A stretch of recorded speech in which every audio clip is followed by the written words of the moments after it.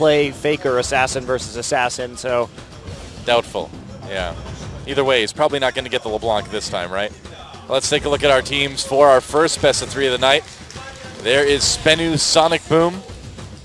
And these guys, they're kind of the Samsung, the IM of this season, sort of.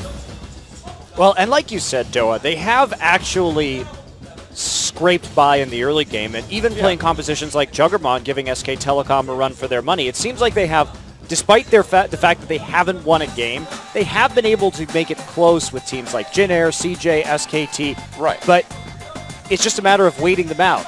It seems like as long as a veteran team just waits long enough, SBENU will inevitably make a massive mistake and then get crushed. Very true. I mean, I think their game 1 against Jin Air was a great example of that, where they were up 4 dragons to 1 in that game, doing really, really well. Probably the best we've seen them do outside of that SK Telecom game. Then just 2 massive teamfight losses at Baron, and that's it. It's over. Well, they also got 5 kills on Jinx in the early game against CJ. They had a 5-0 Jinx, and they just couldn't convert it into a win. Well, so, I mean, there is talent on this team. We do see individual outplays on some of these players, especially when we look at a player like Nuclear, their AD, who's probably their best player. Catch, their jungler, is, in my mind, extremely questionable. And Sol has been trying his hand at some of these carry picks. Aurelia Canyon hasn't really worked. Did look a little bit better on the Rumble. Well, I mean, and Catch, of course, you know, the big thing for him, ironically, getting caught constantly in the enemy jungle, in his own jungle, and River, doesn't matter. And that 1.2 KDA really says it all. That is a very bad KDA to have at the professional level.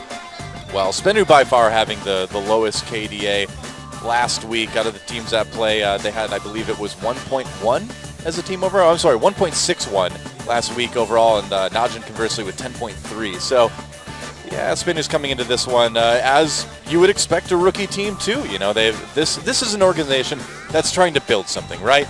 They took the old Prime lineup, they took the old Quivix lineup, they put it together, they're kind of trying to make a team out of it. So we're going to see a lot of changes. We're going to see a lot of rookie mistakes this season, but this season isn't about winning games. This season is about building a team for, you know, future seasons, basically. Yeah, I couldn't agree more. And a lot of what we saw from Samsung last season, which is who are the strong players on this team, who do we maybe find replacements for? And a big activator, I think, for them was the fact that they found Crown. Yeah. And he was such an upgrade over Bliss and Ace, and that has made a world of difference. And they found even another good support, so now they have a lot of flexibility with Wraith and Luna, and so we may see some of that as well. I mean, if you look at SBENU, the first thing you target here are, they have a couple different supports, Secret and Vivid. Neither of them has been doing too well. Catch has not been doing well, but I think Sawson and Nuclear might be keepers for this team. It seems that way so far. I love Secret's face there. That's the face of a man who feeds his AD carry Jinx 5 kills and they still lose the game. That's pretty much what you look like when that happens. Wow, that was a really rough match versus CJ. But we'll see what they could do today up against NAJIN. NAJIN, of course, notoriously inconsistent, so there's nothing to say that SBENU couldn't pick up their first match win depending on NAJIN's own form. NAJIN is a team that tends to defeat themselves more than anything else. They often do, yeah. NAJIN has been an interesting team. You know, you and I were talking about these matches coming into the day, and I'm like, well, yeah, they aren't going to be terribly competitive, but out of the teams I'm excited to see, this one is actually the most today, even over SK Telecom, because NAJIN is interesting, you know? And even if that interesting comes in the form of making very bizarre decisions, losing games in weird, kind of embarrassing ways, they're always an interesting team, and generally been a lot better this season than last season. Well, anyway. I think the thing that gives me the most confidence as NAJIN was their switch away from Vayne during the IM game. They tried to play Nunu support with Vayne against SK Telecom and got horribly shut down. Yeah. And then they bounced back. Yes, it was only against IM, who is by no means a top team in this league, but they played Trist, and they played a fast-pushing style. And remember, now we're on 5.10 this week. Echo is disabled, you guys. Next week, Echo will be enabled. Right. But the Tristana here is a really big pickup because with Vayne's nerfs in the early game, Tristana is now a go-to for lane swap fast-pushing strategies. Jinx's nerfs in the early game. Jinx's nerfs, that's right, excuse me. And Duke here, if the Rise gets through, pick and ban. Back when he was Leopard on the KT Bullets, Duke was an amazing top Rise player. So this is, I think, a good patch for them based on what they've already shown. And they've dimensionalized their play. They've gone away from like the Vayne every game that was very characteristic of their first few best of 3 so far this season. and they've shown some tryst, they've shown some more simmer now, so I feel pretty good about that. And one thing that is very interesting is that Gung here is actually top 5. He's number 5 in overall kills in this league at 47 currently, but he only has that 3.88 rounded to 3.9 here KDA. So he dies a lot, but he also is capable of really racking up kills in the late game, and we've seen how powerful he can be on champions like Kassadin. Even as Cassiopeia finally starting to look adequate against IM. So Gung has like quietly been quite a force on NAJIN. Yeah, OQ though, like we talked about earlier, picking up that Tristana, and I think that's going to be something we're going to see quite a bit of going forward. I mean, there was 4 games of Vayne in the earlier weeks of the season, but Vayne seems to be sort of like a short trend here in Korea. I don't know if we're going to see a lot going forward. What do you think? I think it's good with Gragas, which I think NAJIN hit on early, the Vayne-Gragas combo. And it gets banned against Watch a lot now, though. Yeah, it gets banned against everybody. And I think that when they haven't played Gragas with Vayne, it just hasn't looked quite as good. Well, Pierre's been fairly solid. Down at the support role, of course, playing a decent variety of champions. And, you know, again, just like doing a pretty good job of being aggressive with OQ and creating a force in that bottom lane. Yeah, and a lot of Nautilus priority for this team, too. They played it in the top lane with Duke. They like to pick it early on support. Right. And they're good at playing around the Nautilus ultimate. That's one of the strengths, I think, of NAJIN. And there's Duke. Will we see Terror rise? Maybe. You never know. You know what they say about Rise right now, man? W for win.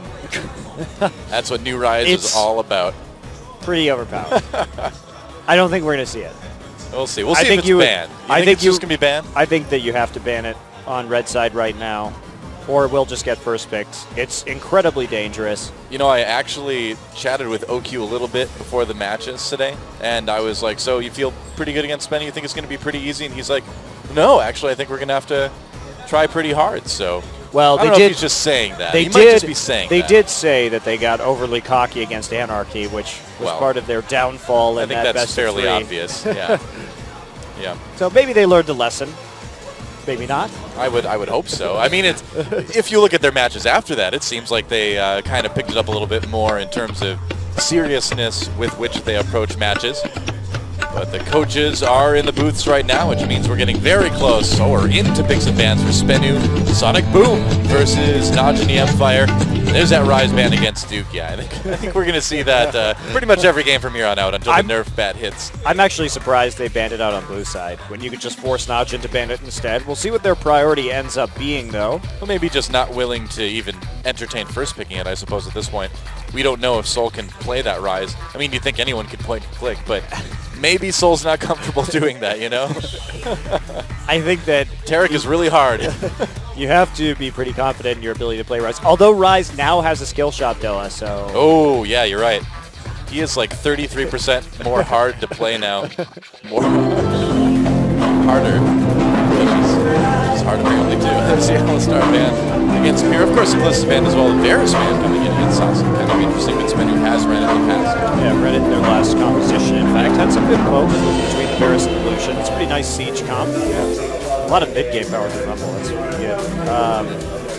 And what will we see from SBENU? If we don't see any bans against Gung's champion pool, this is going to be pretty nice for NAJIN because Gung not known for playing a whole hell of a lot of champions. Well, they're letting, you know, Gung's champion pool get through unopposed, but also that Gragas hasn't been banned yet. Do you think they're going to maybe try to first pick it? Yeah, there's a...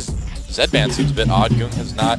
But Gung is a really good Zed player. You know, this is like maybe a scrims thing that we don't know about. Maybe Gung's playing a lot more Zed lately, but we haven't seen it yet this season. Could also be that they want a Zir, and that could be. Zed does deal with the Zir quite well in lane, or another pick that Zed could be a possible counter to. But Gung is really good at Zed, so that's occasionally we'll see that. And there's the Gragas ban. They don't want SBENU to first pick it, so where do you go from here? Do you take a LeBlanc perhaps early on? You could take the Rek'Sai, even though there still are a lot of junglers available.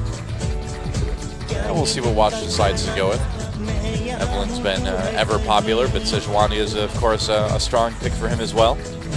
Haven't locked it in. Do you think there's a possibility of like a first pick Azir or something, or a Maokai? Maokai makes sense. Gung's not an Azir player, so you don't really need to take that away. At any given time, you kind of know what Gung's champion pool is, so... It's Assassins. Spoiler alert. Cassiopeia. right now. Only because he has to. He's like, oh, Reach, do I have to play Cassiopeia? And Reach is like, yes, you do, Goong. She's really good right now. And it's like, oh, man. And it's interesting, too, because it seems like NAJIN has kind of found an identity. They were running that Vayne Ahri combo for a while, where they just break the enemy team up and they focus on skirmishing with Goong and OQ on these single target damage pickups. So, see what they decide to do here. Well, I feel like Sejuani Maokai would be a pretty powerful combination. And the Nautilus too, again, we talked about the clarity they put on that. And NAJIN, one of the few teams outside of Jinair where it could be labeled as a flex pick potentially as well too. Probably going to the bot lane. Yeah, the Sivir lock-in continues with the trend we've seen. NAJIN moving in after they got rocked by SKT and decided that maybe the Jinx and Vayne were not quite as good as they once thought. And so now they're just going for some very strong engage with Sivir and Nautilus. Gotta practice exactly before the pool party skin gets out. Oh, not this game though. Either Vayne coming in for nuclear here. I think you want to play Vayne into Nautilus ult. I generally wouldn't. But who can surmise the mind of nuclear? Well, Amumu seems like he's got an ult that would be easily spell shielded. A Q as well. That would be easily spell shielded too. There we go. So fresh, much more standard pickup as they lock it in. Not really showing us too much in terms of their draft. The question is, does this Vayne get locked in? It does. So they may be able to feed Vayne early on if they can get this Rek'Sai into the lanes. Yeah. But that is, I don't know, you can spell shield a lot in that 2v2 lane if it's going to be Nautilus Sivir. I think their competition has the flaw of having that catch decently too. That is very true. That's, it's harsh. It's harsh to say. It's legitimate, guys. Sorry, Catch. Catch has definitely been the worst jungler so far this season. It's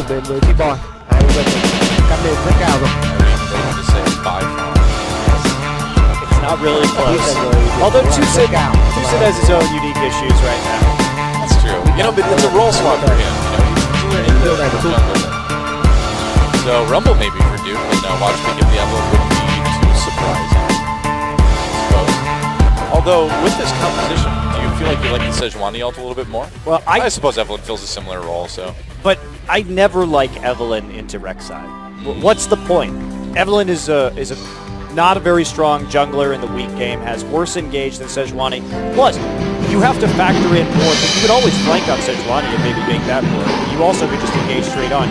It's very difficult to engage with Evelyn unless you have that flank. And with the Tremor Sense, it takes away Evelyn's main strong. It's all part of the catch effect. You're playing a champion that you know will maybe bait him to try something, and then you kill him in the jungle. Ooh, and Victor, of course, is back now. And the Nunu possibility in the top lane, actually. We don't actually know whether the Rek'Sai or the Nunu could be going in the top, so there's a little bit of flex right there. Odds are going to be the Rek'Sai in top. He's got the Smite chosen for his summoner spell, so yeah, probably is a Rek'Sai top. I don't think we're going to see a lot of Smite top. Probably not. Probably want to take Flash there. And it's going to be a top Fizz instead. Okay. Something that is very highly prioritized in China right now. Jungle Fizz. Jungle Fizz incoming. With the Smite. And it's just, Fizz has, you get a lot of CDR on Fizz. He is very disruptive. My issue with Fizz is that he doesn't offer as much in terms of crowd control in the late game, and his teleport plays, teleport ganks are not great. If you have to make a play in the bottom lane, Rumble with that equalizer is going to be incredibly terrifying, whereas the Fizz, not so scary. Yeah, this Vayne is going to be very vulnerable against his team. NAJIN has put together, you've got the LeBlanc in there, you've got the Nautilus ult, of course, to set things up, but he's going to have to play a pretty spectacular Vayne game, I think, to give this team a chance here. Also, that equalizer is going to be devastatingly effective in the mid game because they're not really going to have much tanking. I would imagine these roles are going to switch. There we go. They are finally swapping the Victor and the Fizz. But the Fizz to me is also very item dependent.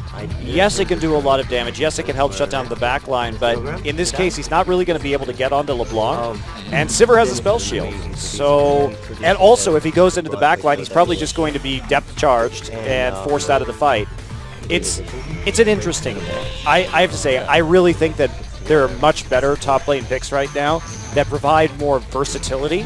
But if you get ahead on Fizz and he gets rolling with Cinderhulk, he does become a big terror. But I also am of the opinion that really snowballing picks are not good. So I have my own biases coming into this for sure. I just am not. What? Wait, you biases? No. No, I don't believe that for 1 second. That doesn't sound like the top I know. I just like high probability, reliable League of Legends. You like the safe bet. I like the safe bet. That's right. Well, we'll see if SBENU's unsafe bet will get them a win against NAJIN here in Game 1. Time to get into the game and find out. Đây là điểm số lên đời. Để ý điều này một chút. Đây là dần của game thủ Chipboy. Như vậy Hồng Anh là người đầu cánh của Pearl. Thì Hồng Anh báo về. Tan Pearl gần nhau. Here we go. Thế như vậy Chipboy có đi cùng với Hồng Anh chơi chết cái thủ 1-2 luôn không? Chơi chết Persian luôn không? Victor and the Fizz was also the name of my 1950s doo-wop band as well. What do you know? The Golden Tones of Victor and the Fizz. It's a great name for a band, actually. Retirement plan. So, Sasin too on this Victor is going to be the only one on his team that has wave clear. And that's another thing you have to consider with Fizz, is that his wave clear is his playful principle. But the problem with that is that even if you're under the tower, of course you could say, well, Hecarim has melee wave clear. Vâng, như vậy Pearl đã lên 3 xong. Ở phút thứ hơn 11 Pearl đã lên 3 xong. He doesn't die to a tower dive if he uses his wave clear. The issue is if you stack up a big minion wave on Fizz and he uses playful trickster, then you tower dive him. Especially in a lane swap situation, he's dead. There's nothing you can do about that one. Yep. Just die. So you have a choice between losing your tower or dying, or both. You know, so it's not a great. I don't like either of those choices. I don't want to do that. Well, OQ having a great time already, and I will say, to OQ's credit, the OQ moments this season have been much less. He had a talk with Zephyr. That's what he said during one of his interviews about not right. OQing. Not OQing. Let's pull an OQ. It's like a Gromp start for Watch, and we'll see if they give it over to him. They will. Okay. So we are going to just get standard lanes in this game. Rumble going to go ahead and do that Wolf Camp while Fizz does Gromp with his Smite. Get that Gromp nice and early here. And Fizz actually going to go do Wolves also. So double jump. Duke is still struggling with the Wolves by himself. Nearly dies. I thought he was Scion for a moment. He's like, wait a second, I shouldn't die.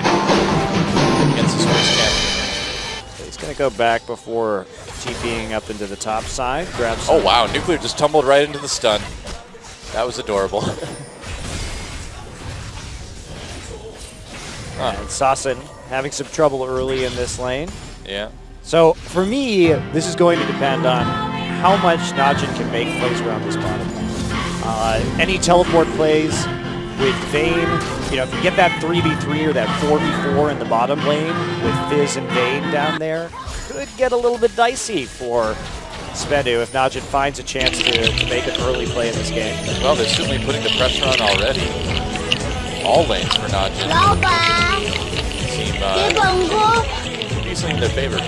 Watch. I think not to go in under this lane, no real game complications. He was just seen a lot of Evelyn's just farming out pretty hardcore in the first game anyway. That was actually some good pathing by Watch. So you notice he went into the river, placed the ward down so that it covers the entrances so that Catch, if he gets up there right as Duke is pressing the ward, then he walks through Tri-Brush to make sure that a Rek'Sai isn't wrapping around the gang before going in. Very safe pathing, really helping Duke out there. He bought ward at his Raptors right now, so he's start those. Watch will get found out. No, it looks like they knew there was a hole there. I mean, is it a common place right now against Evans? I feel like well, with that roam, they're going to catch Saasen going in. Can they actually do the damage, though? Saasen getting low. Goon goes in for one more hit. Looks like the barrier will be just enough. Oh. That was close, but Saasen stays alive. Burns both summoners to do it. Got a couple burned on NAJIN as well, too. But notice who used the Ignite there. It was pure, not good. Right. So basically, they're up a summoner in that mid lane right now. Watch did not use his flash. So that is a pretty big advantage for a return gank. And Pure, he's not really going to need that Ignite in the bottom lane against this Vayne Thresh lane, so he's pretty comfortable laning a summoner down at the current time. So nice play there by Pure onto the mid lanes, trying to give Saasen a bit of trouble. We'll see what Goon goes back and gets. Wow, another Thorns ring, so just going really hard early. Wants to take down this Victor and really snowball out of the laning phase. Do you feel like it's a little bit dangerous to go with Ignite on Nautilus rather than Exhaust against the Vayne on the other side? Yep, there's an Anaphys. Yeah, there's definitely an argument to be made for that. They also they're not going to have a challenging smite from the Skirmisher Saber this game either. So yes, that's a great point. Definitely dangerous.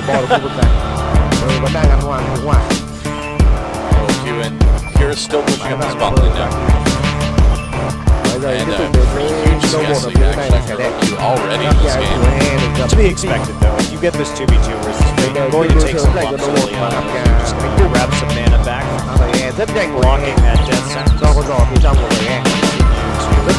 Farm up right now. Very defensive warding, but look how much NAJIN's pushing out. They're really using the lack of wave clear to their credit right now. Wow, Soul really low. And really far behind in terms of CS, and continues to take chip damage off of his tower. Watch. Absolutely die. They are going to see each other. Sense of catching seemed to work, but down didn't. So right now, what NAJIN is doing is just warding forward, trying to play up on their two lanes while ganking middle. No catch. Watch managed to smite away. No, he didn't. Yeah, he got it. Oh, he did get it. Okay, I was looking at the attack. Oh, Pure gets grabbed by the Death Sent. It's going to take a bit of damage from Nuclear, but OQ comes in to deliver a bit. Auto-attacking himself. Oh, gets flayed though. Man, this bot lane is getting a bit bloody. NAJIN's playing really well. Here comes Watch. And there's a stun. Watch actually trapped under turret. Whoops. That was it. Oh, Watch. I don't know why you would walk into the gravity field right there, but Watch maybe not known for the best ganks over the course of his career. Not exactly, no. Well, Pure managed to dodge Here we go. The somehow goes in on a Nuclear. Nice hook from Pure. Watch and Goon coming down as well too. Nuclear in big trouble. Nice condemn onto Watch against the wall. Oh, secret. Oh, you tried. Great re-engage there, and you have to communicate that better if you're SBENU. You can't keep putting yourself in danger's way. Yeah. And NAJIN managed to get their jungler and their mid laner from mid lane down to bottom lane during the course of that skirmish. Very little communication from SBENU or a willingness to back off. Sure, Pure landed the hook, but even so, that's a pretty big kill onto LeBlanc. Yeah, not bad at all. So back to what I was saying, NAJIN playing this early game really smart. They've identified the lanes with subpar wave clear, warded aggressively for them, gotten some deep wards into the jungle so that they can just keep on pushing. And then what Watch has been doing is just walking into the jungle to keep eyes on catch and repeatedly ganking the mid lane to free up Goong to roam and start tower rounding. So I really like what we're seeing from NAJIN. I think this is a very clear game plan, and they're reaching some of the weaknesses of SBENU's composition. Now, it's a pretty fearsome comp for sure. Well, especially if that Victor doesn't get held back as well. But at least it looks like NAJIN is taking it seriously, right? Yeah, absolutely. And they seem to have a clarity of thought that has been frequently lacking in NAJIN's games. So with Soul having issues with wave clear, what do you think about him going for the Skirmisher's Saver before the other part? The Bami Cinder? The Bami Cinder, right. Well, I think he may want to duel and maybe get a gank down up here. So if he can trade effectively using that smite. Also, he may want to just go back and farm the Gromp and get more gold from it. There are a couple options for that right now, but you can win trades with that item, but Duke really punishing him. And that's the thing about Duke, is Duke is probably the best 1v1 top laner in Korea. He does have his faults in other areas, just sometimes he's a little bit late in terms of his teleports, and his communication with his teammates can be off at times, but purely in terms of his 1v1ing, it's been really good. So Sawson's got flash. Goon nice going trade. anywhere. Oh, misses the chains. If he had hit that chain, but he came in on that death ray for the trade, and watch continuing just to camp Sawson in mid. Right. And it's keeping Ketch around. Look, Ketch is responding right now to Watch's tempo entirely.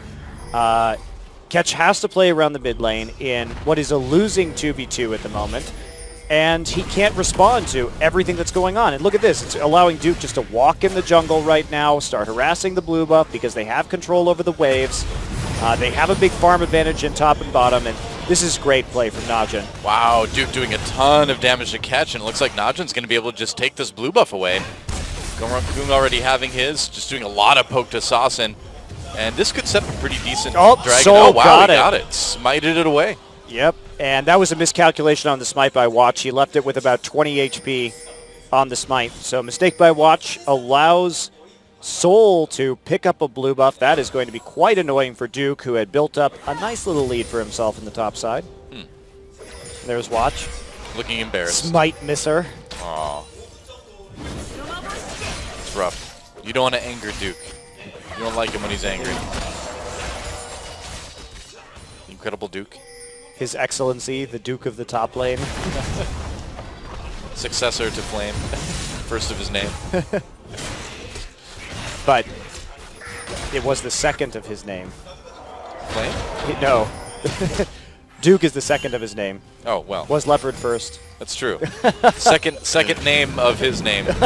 Second name.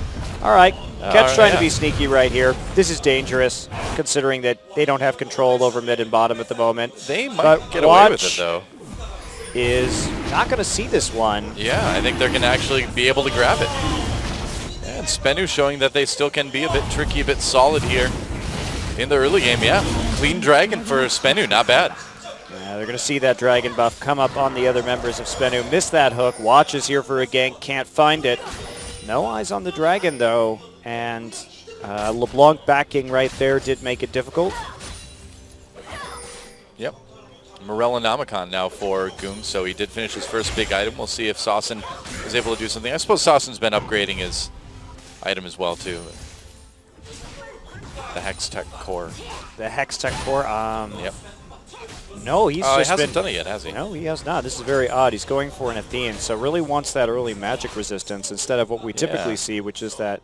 Oh, he has upgraded. Pierre taking a lot of damage here. He gets the ult down onto Nuclear, though. Pierre running away, gets taken down. Kill goes to Secret. And OQ not really in a position to chase this down and go for any revenge. Yep. So, nice gank by SBENU. Yeah, a little bit too far forward, and Pierre uses his ults. Two summoners still can't get out of it. Meanwhile, only two summoners used on the side of SBENU. Yeah. So the CS lead still, good in top and bottom, but SBENU finding little ways to stay relevant to the game. Sneaking that dragon game, kill bop, and here comes Watch. Big damage on the Nuclear here. Secret very low as well, but wow, they take down OQ. Watch trying to get a kill too. He manages to catch. Soul teleporting down along with Duke. There's Equalizer. Secret gets burned down, and Soul in a lot of trouble as well. He's going to have to give another kill over to Duke. That's a double now. And Goon comes down to take out Nuclear under the turret. So NAJIN responding to that kill in bot lane with 4 for themselves. Wow. So that is what I'm talking about when we talk about Fizz relevance in a TP situation. He had finished his Cinder Hulk, but he just can't lay down the same kind of AoE. And as a reminder, that was a 3v4 until Goog showed up just to pick somebody off at the end. So that Rumble doing a hell of a lot more. Because look at the start of this fight. Sure, Death Sentence is down. It's a good ultimate. But Ketch is still waiting there. They are low, but they take out OQ fairly quickly. But then this Fizz just kind of, he misses his ult onto Watch. But even if he hits it, Duke still chases him down right there and probably still drops the Equalizer to kill Secret. I don't see a way Soul gets out of that alive. Either way, Duke's getting a double. And it seems, do you feel like Sawson was just really late in following Goong down to the bot lane as well too? Well, hard to be quick in following a LeBlanc, to be fair. Okay, that's true. Point taken. Victor is not the speediest champion in League of Legends. Yeah, and he's also just not very well equipped to deal with that kind of team fighting yet. But Goong again showing up on LeBlanc, and this has always been one of Goong's champions. He plays it very well. Just a matter how good NAJIN is seems to fluctuate, and how good Goong is on how many bans Goong gets against him. Is there a meta where there are power picks like Kalista, like Ryze on this patch that have to be banned? Well, that's going to free up picks for Goong. And when Goong is free to pick between his usually 4 to 5 champions that he can play at any given time, he's going to do well. He's like a lesser version of Dade, where his picks are pretty damn scary, but there aren't that many of them. Yeah, I think the really interesting thing is when the meta inevitably goes through its changes. Later on in the season as patches come and go, will Goong be able to remain relevant? It's always the question. Historically, the answer is no, but we'll see if maybe he's turned things around here. Oh, watch. Takes a damage from catch. Has to ult as well. Now he's going to turn things around. Goong coming up. Got to be careful, though. They don't have a ton of vision there. Yeah, Goong just poking a little bit. Gets the chains onto Secret, though. Oh, this could be really good for NAJIN. Yeah, they just back out. As soon as they see that Goong was about to have his ultimate available again, and there was an equalizer staring them in the face. But with that roam from Secret, more pressure comes down on the bottom turret, and NAJIN just able to finally, looks like, finish that tower off, and that's going to go down. Yeah, top lane really low too. Equalizer used onto Soul here. Ult onto Duke didn't do a whole lot, and that's going to be pretty much a solo, almost a solo kill. Oh, there we go. Goong finishing things off. Goodbye. And vanishing. Oh, that was a and bad back. chain. That's a wrong way. Reverse chain. Oh, well. It happens. It's better like, whoops, my chain. It's better to do that right after you get a kill than before and then miss it. Yeah. Having a laugh right there, but he did use the distortion well to safely pick up that kill, and we're really, I think, seeing the weakness of the Cinderhulk Fizz in this particular game. Difficult to farm early. Yes, and to be fair, it is also Soul versus Duke. Yeah. Obviously, if it was Duke on Fizz and Soul on Rumble, it would be closer, but even so, Duke showing how to shut it down here, showing its weakness in some of these teleport ganks, and then just in the early skirmishes. If the Fizz gets behind, which he is now, 50 CS, and I mean, this Rumble is massively fed. We could see the Flame Horizon reached by Duke this game. Absolutely. Yeah. And mid lane turret about ready to go down as well, too. And with all 3 outer turrets being down, if NAJIN can do that before Dragon comes up, they're going to have, well, they already have so much presence over that part of the map right now. NAJIN's played this game out really well. Yeah. Yeah. Well, it's been interesting. I mean, SBENU has been able to take little edges here and there, but have never been able to gain any sort of significant ground. Do you think the problem for SBENU right now in this game at least kind of remains in the individual play rather than the overall team decision making? I think this game, what happened was they picked this composition with low wave clear on the side lanes, and NAJIN made absolutely the right calls with their comp to punish their early game weakness. And I mean, they did have a nice gank in the bottom side, the first one, and they did have a nice early dragon. So you can't take some of their catches play has been pretty good. Oh, that was close. Can't quite. Uh-oh, flash ult onto Sawson. Now they're going to try to catch this. Victor looks like they will almost do it, but they get out in the red buff pit for now. No, silly me, you can't escape from Goong. There is no escape. Watch trying to chase catch through the jungle. Looks like they'll be satisfied with just that. Goong trying to escape here. Soul comes in from behind, nearly takes up here. OQ actually getting a little bit low as well. They need to be careful. Duke teleporting down now. This could be a pretty good equalizer. Everybody's starting to line up. They break up now. There we go. Oh, that was disappointing. Oh, the anti-hype equalizer. They're going to get the mid lane turret out of this, though, so all's well that ends well. Got the dragon. Got a kill. Got the mid lane turret. Not bad for NAJIN. And by not bad, I mean really good. They're 7K gold ahead at 18 minutes. And looks like this one's going to be a pretty easy game 1 win. This is a really well executed game plan from NAJIN. I am surprised to see them having something so clean and with such good forethought, because NAJIN has never been a team this year that lacked in individual talent. It lacked coordination. It was they had such strong individuals on paper. You know, you look at guys like Duke and OQ, who individually are arguably top tier at their positions, but just who couldn't work together as a unit. Right. It was very interesting, but this game not having that problem.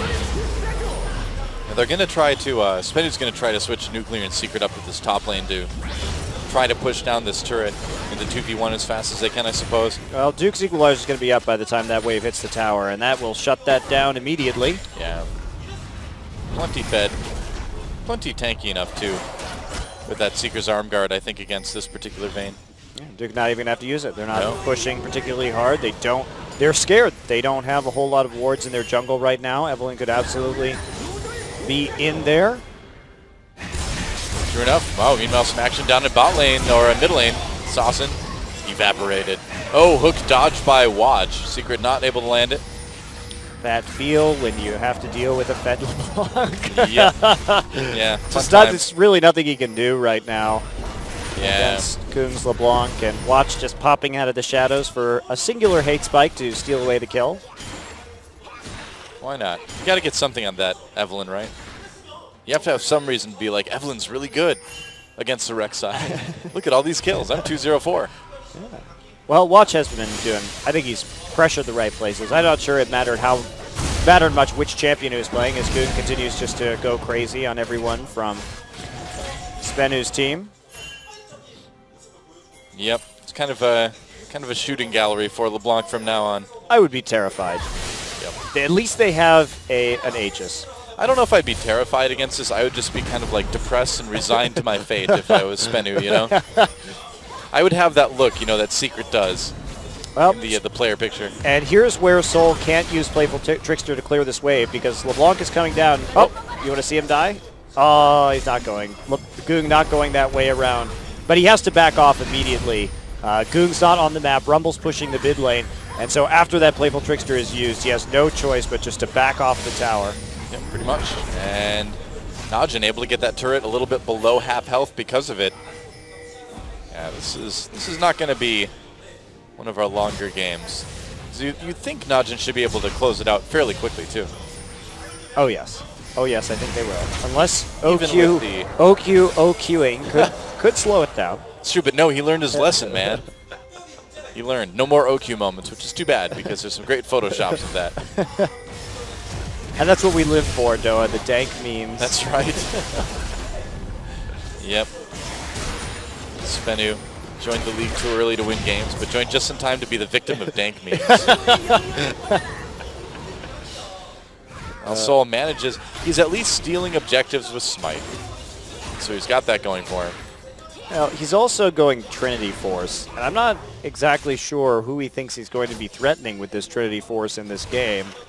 Instead of going for a Frozen Heart, which presents its own problems because he's against double AP. I think he'd have a pretty one-sided fight against Pure. Yeah. That's probably true. But once Pure gets that Righteous Glory, I don't know. I think it might be a little bit difficult. Yeah, we're on 5.10, so the Talisman buffs did come in, but I still feel like it's a hard choice when you weigh it against Righteous Glory. You know? Oh, I think it's a very easy choice, and that choice is Righteous Glory. Well, it's a hard choice to pick it over Righteous Glory is what I'm saying. It is both a hard choice and an easy choice. I did the old switcheroo on you. The old Monty switcheroo. Oh, you. I can't take you anywhere. But when you factor in the sustain that the Catalyst gives you and the tankiness, it's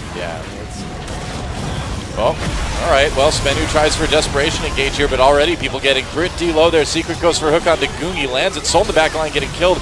Meanwhile, Saucin doing what he can. Big group for NAJIN, though. NAJIN getting fairly low, but 2 kills already.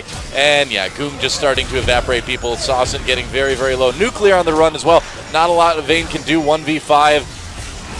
If she's not fed, that is a near perfect ace. Wow, NAJIN actually ace. Played that team fight really badly, but still won just because they have a massive gold advantage at this time, because Duke dropped an extremely poor equalizer during that fight. I was kind of expecting a lot of them to die when they all grouped up in jungle and Saucin was coming in. With his Chaos Storm, so SBENU actually team fought that much better, but without the items, they're just not there to have that same effect. Goong up at 6-0-1 right now, and that, I believe, will be enough to move him into first place overall in this league in terms of kills. Certainly could be. At least for the day, anyway. At least until SK Telecom plays. Let's take a look at this again. So we do see Catch taking a lot of damage early, but then Soul comes in onto the back line, starts to harass OQ, but gets focused down pretty quickly right there. And Duke just walks in, misses his equalizer, that has to flash back out. Still taunting a little bit from the side, and Watch is going to abandon it. OQ will flash forward for the last kill, and then it's just called being really ahead. Saucin gets cornered in the Raptor pit and converged on from all sides. You know, with a place on the map called the Raptor pit, Riot's really missing out on like doing some sort of tie-in with Jurassic World coming out, you know? They change it to Velociraptors for a patch. Yep, that's right. The sponsorship opportunities are really being missed out on. I agree, Dylan. Yeah, that's right. When the game starts, you can just hear Samuel L. Jackson say, "Hold on to your butts," instead of "Welcome to Summoner's Rift." I love great. It. Where's the Mad Max tie-in with the Piltover custom Blitzcrank? Yeah, exactly. You could you just attach Mad Max to the front of Blitzcrank. There's so many options, so many tie-ins you could do, you know? We have a lot of kind of unofficial tie-ins with champions. I feel like let's get some official ones in there, you know? Why not? Yeah, when somebody pops like any sort of Shirelia's-esque active on an item, you could hear Jeff Goldblum saying, "Must go faster," you know, from when the T-Rex was chasing him in the original Jurassic Park. I love it. Be great. I'm not looking forward to Jurassic World, though. I'm scared to hold me. I think it's going to be pretty bad. I don't know. I'm not. Probably not going to see that one. It makes me sad, but there's only been one good Jurassic Park movie. It's very true. Yeah. It's been more than 20 years since that's happened. That is actually scary. 22 years, actually. Damn. Yeah. You know, the keychain for my apartment keys right now is actually a Jurassic Park Velociraptor keychain from 1994. It's That's like awesome. It's a real thing. I'm so Jurassic Park hipster, aren't I? Did you know that that was the first PG-13 movie I ever saw in theaters? Me too, actually. No way. Yeah, it was. Yep. My friend Jesse Borkhardt and I went to that. We were all excited. It was PG-13. And had dinosaurs. That movie's awesome. We brought his little brother along, too. We snuck him in there, and the poor kid had nightmares for weeks. Worth. All right. Well, this has been a really fun Baron dance going on for the last few minutes. Well, we had a good conversation about Jurassic Park, you know? I feel like things got done. The reminiscing. That was really the most important part. We have so much in common, Monte versus Cristo. That movie was good. I want to go watch it again now. I actually watched it again recently. It was great. I'm going to do that. I'm going to watch it this weekend, maybe. When Goong ruled the earth. He is more like a raptor than a Tyrannosaurus, though. You know, he's quick and agile, and you know, tricky. He comes in from the side. Yeah, too. It's not the raptor you saw in front of you. It's the two you never even saw coming in from the side. You know, that's right. You could say that Goong doesn't look scary, more like a 6-foot turkey, but no, Sam Neill would prove you wrong. It would scar you emotionally for life with his tale of Goong attacking you from within the brushes. Yep. Are they going to lose a turret? No. Are they going to get engaged on by this Evelyn? I think so. Watch comes in from the side. Box goes down. Duke looking for a spot to lay down that equalizer. Watch getting a little bit low. Soul the kill there. Equalizer comes down now. OQ on the outside needs to back off for just a moment. Nuclear positioning fairly well here. Has to flash out of that hook. Nice response there. They catch. Of course. OQ manages to get the double kill anyway, and now Goong should help finish off people fairly easily. Saucin extremely low. Goong chasing, dodging the gravity field. And Pure looking for the finisher. There's a dodge. Hook's not hitting anywhere. Pure! No! Oh, okay, that was a close one. Uh-oh! He's okay. He just got bounced back into the gravity field. Well, another near ace for NAJIN. Only losing watch there.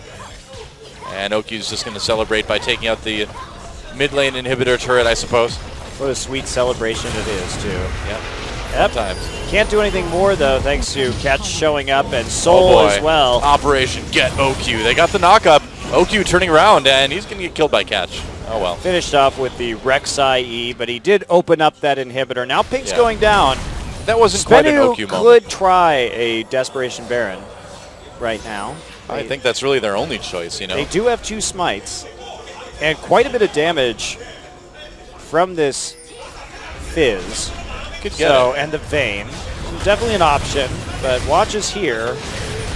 And teleport coming in from Duke as well. Equalizer back up, and it looks like SBENU. Oh, missing the ult. With this that equalizer Fizz. could be huge. And it is huge. Does a lot of damage, catches a lot of people, and then the ult comes in from Watch. Oh, the humanity, but looks like they won't get any kills out of it. They'll just chase him away, and this No, but they'll get a Baron. They'll Right. get a Baron out of it, though. Yeah. There was so much damage dealt to SBENU that they could have a hard time contesting this one. Looks like NAJIN wants to just take the safer route and grab the dragon and then push into the mid lane, taking number 3 here. That's interesting. I think they could have punished that a little bit harder, either by going mid and taking inhib and then doing this, but they may want that equalizer back up again before they try and fight. Yeah, looking a little bit lazy in the later stages of the game here. I just don't think they're punishing as hard as they could. Yeah. But they don't really have to. They played an excellent early game. True enough, the Flame Horizon has been reached by Duke now. 102 CS ahead of Soul. Not too bad. I'd say that's pretty damn good. Yep. All right, so equalizer seconds away from being back up, and that is going to be the time to prompt another. There it is. Oh, there it is, yeah. All right, well, I guess it just gives you an earlier Baron, doesn't it, if they decide to turn around? But no, they want the fight. Duke maybe throwing that down a little bit early there. Well, he got some damage down and the Leandry's proc. They still saved all the rest of their ultimates. And well, if they are going to take the Baron, well, they're going to bait it but with their Sivir ult and poke, and they Catch is going to see them with the Tremor Sense. Yeah. You have to have somebody like running around in the Baron pit right there to fool the Rek'Sai. You have to do a little bit of acting if you want to try and bait Baron against Rek'Sai. In general, you can't just sit there. Especially you can't move. You certainly can't run back and forth in the Speed Shrine. Yeah, that's a little bit of a giveaway. Wow, a lot of damage onto Secret. And there's Sivir ult activated. There's no ward protecting. There's the ult on the Nuclear now. We'll see if he can get away. Nope, he's immediately gone. And that inhibitor is going to be taken by NAJIN, and we'll see if they just push ahead for the win here. They don't necessarily need a whole lot else, but no. They're going to pull back and take that Baron, I suppose. Yep. Take the inhibitor, chain it right into the Baron. The Vayne is gone. They could have just probably pushed for the win, though, couldn't they? Yeah, they had Equalizer again. They Vayne was gone. Yeah, they could have, probably, actually. Well, I mean, this is the safer route, I suppose.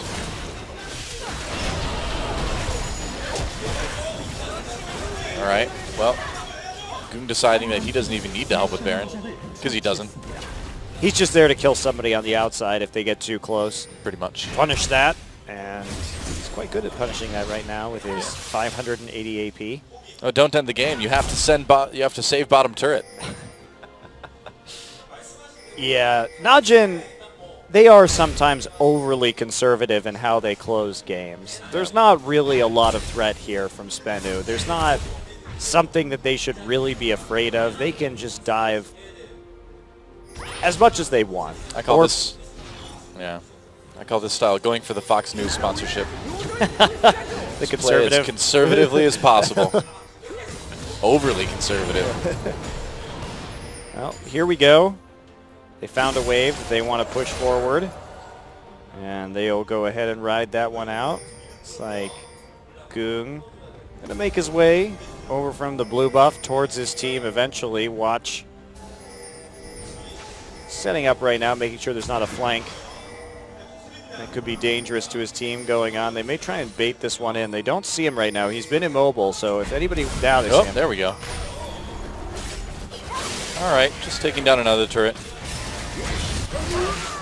Wow. Okay, so somewhere in there Soul died. And now they're going to pop the Super Ultimate onto Sassen again. He's going to flash ahead. There's the equalizer. Sassen gets completely blown up. Double kill already for Goong. Nuclear a bit low. Make that a triple. Are we going to see? Oh, Rumble denies the Penta. Oh, Duke. Watch decides to take one too. Why not? And NAJIN, after getting that nearly perfect ace yet again, will go ahead and end the game against SBENU. Pretty clean for the most part. Overall, GG. Yeah, I mean, under 35 minutes, and I'm really impressed with how hard NAJIN punished SBENU in terms of their low wave clear side lanes and the repeated camping of the mid lane to prevent Catch from doing anything while Rumble and Sivir and... That's right. If you're a Duke, are you really His Excellency, though? Yep, that's the proper way to address a Duke. Oh, really? Oh, yep, okay. Your Excellency. Right. Today I learned. Well, His Excellency graces the bottom lane with his presence, dispensing kills for all. That was just a great equalizer, and then turn around right here. Yeah. Just taking out Soul, and, you know, I think there are some problems with top lane Fizz, and possibly some problems with Soul, but well, combine the two. Neither one worked well that game. Duke gets an MVP. Yeah. Goodbye, Soul. Goong had a great game as well, though. His roams were really on point, and he made the most out of the camp that he received from Watch in the mid lane. Yep, turning it into a whole mountain of kills in this one. Still some shaky team fighting from NAJIN in the late game. It was a little awkward, but they had such a lead that it didn't actually become too relevant. As it generally does. Well, if you're SBENU, you know, what do you do from here on out? Besides not pick Fizz. I think you pick more for the early game and see if you can really put a timer on Dragons, because I think that's where SBENU has been the most successful. Yeah. And picking these low wave clear compositions was really abused by the teamwork from NAJIN. It's almost a bit similar to how Samsung was last year, where they really should just focus on the early game because it's kind of all they have right now, you know? Yeah. I can definitely agree with that. And long faces on SBENU, yet to even win a game. They have had a relatively hard schedule, though. Yeah. Well, it's not going to get any easier once you, I mean, being at the point they are in the league. Technically, everybody is a hard matchup for them. Well, they'll win a game at some point this season. Obviously, there's so many best of threes that it would be very unlikely for them to drop out completely. Right. And there is Watch. Turned in a pretty decent performance in the last game. The other thing, too, is that SBENU Sonic Boom has a lot of players that could actually sub in if they wanted to as well, too. So it's kind of interesting. I feel like it's a little bit surprising to me that we aren't seeing more substitutions on SBENU. You know? Their first match against Samsung, we did see Do It and some of their other subs. But since then, we haven't seen a lot. The only subs they've had are Vivid and Secret. They've both been subbing them back and forth. So it's interesting, despite the depth of their roster, that they haven't been experimenting more, but they must be pretty confident in the Sassen, Nuclear, Secret. Well, we've seen more Vivid, so Sassen and Nuclear, which are positions they actually have sub for in mid and AD carry. The Nuclear Secret bot lane. That actually sounds pretty cool when you say it, you know? And there is a Fizz ban from NAJIN. That is surprising, considering how easily they dealt with it last time, but perhaps now that they're on blue side, Duke is tired of their shenanigans. I think the Fizz ban may be a little bit of shenanigans from the NAJIN side. It feels a bit cocky to me, doesn't it? Well, I think that they handled it perfectly fine, and they had an answer for it, but maybe they're not anticipating getting such a good early game against that pick as last time. And it looks like they're just pocket banning right now, Varus, Fizz. Yeah, they just feel like they don't want to deal with anything kind of out there. They just want to force SBENU onto standard picks and kind of just force the fact that SBENU is a rookie team. They can take advantage of that. There's a LeBlanc ban as well. Don't want to first pick the LeBlanc here for NAJIN.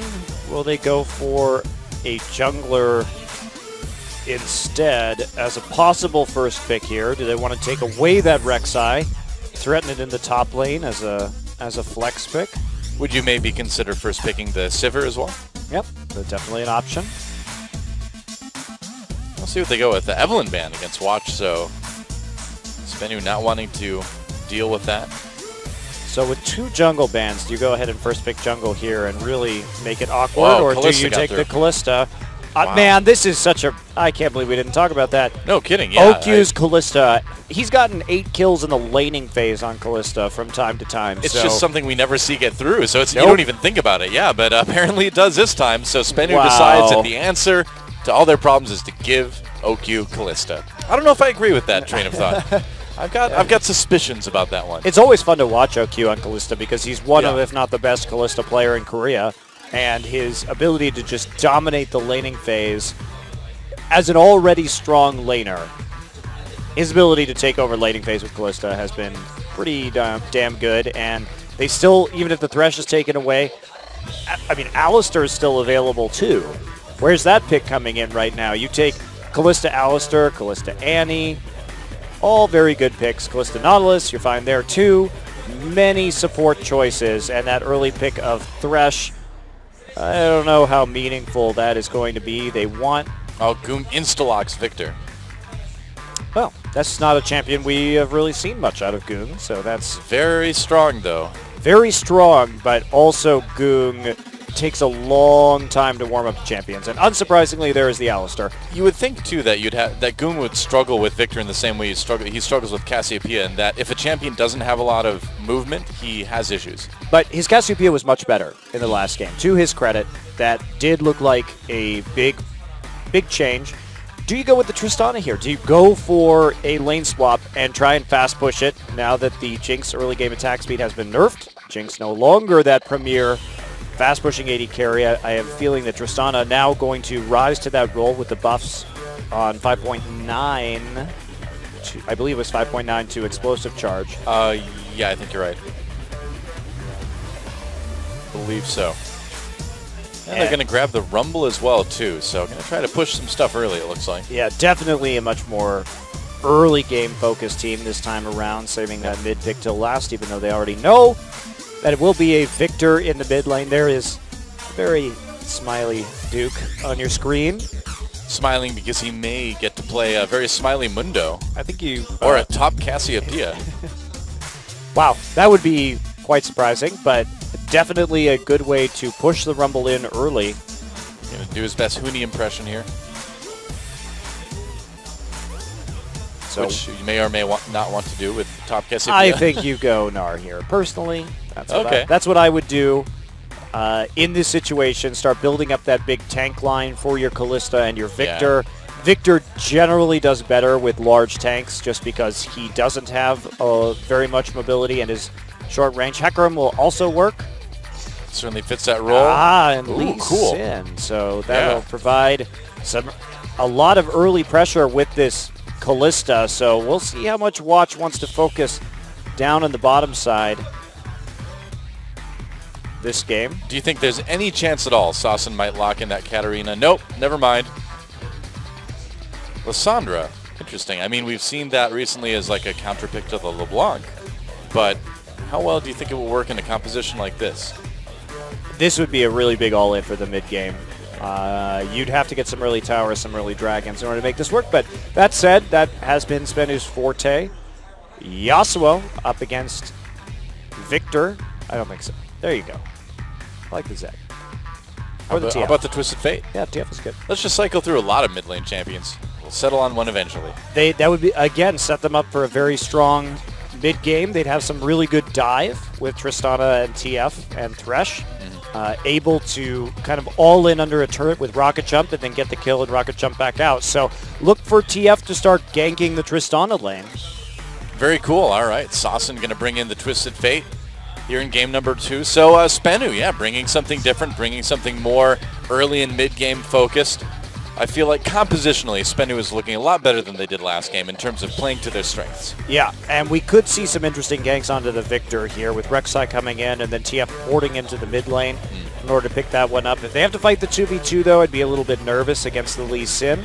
Rek'Sai, especially Rek'Sai taking some nerfs on this patch, too. So if you don't have a gold card set up, though, Hecarim is going to just absolutely run over that Twisted Fate. Yes. in the team fight. I would definitely give a late game team fight to NAJIN here. They have a lot of tools to deal with Tristana and the TF. That Hecarim, obviously a major threat. TF also vulnerable to getting insect out of team fights if he has to stay in the back line, if he isn't initiating with that Sonya's Hourglass. But in the mid game, SBENU has a strong pick composition, great single target damage, good dive comp too. So, but they can't really dive Alistar, so it's going to have to be the Hecarim, and I think SBENU will probably want the lane swap to try and fast push. Well, we'll see what the plan is going to be for SBENU here in their second game against NAJIN EM Fire. A chance to tie it up with some picks, with some early game pushing power, but NAJIN going for that stronger team fight. We'll see who takes it. Time to get in the game and find out.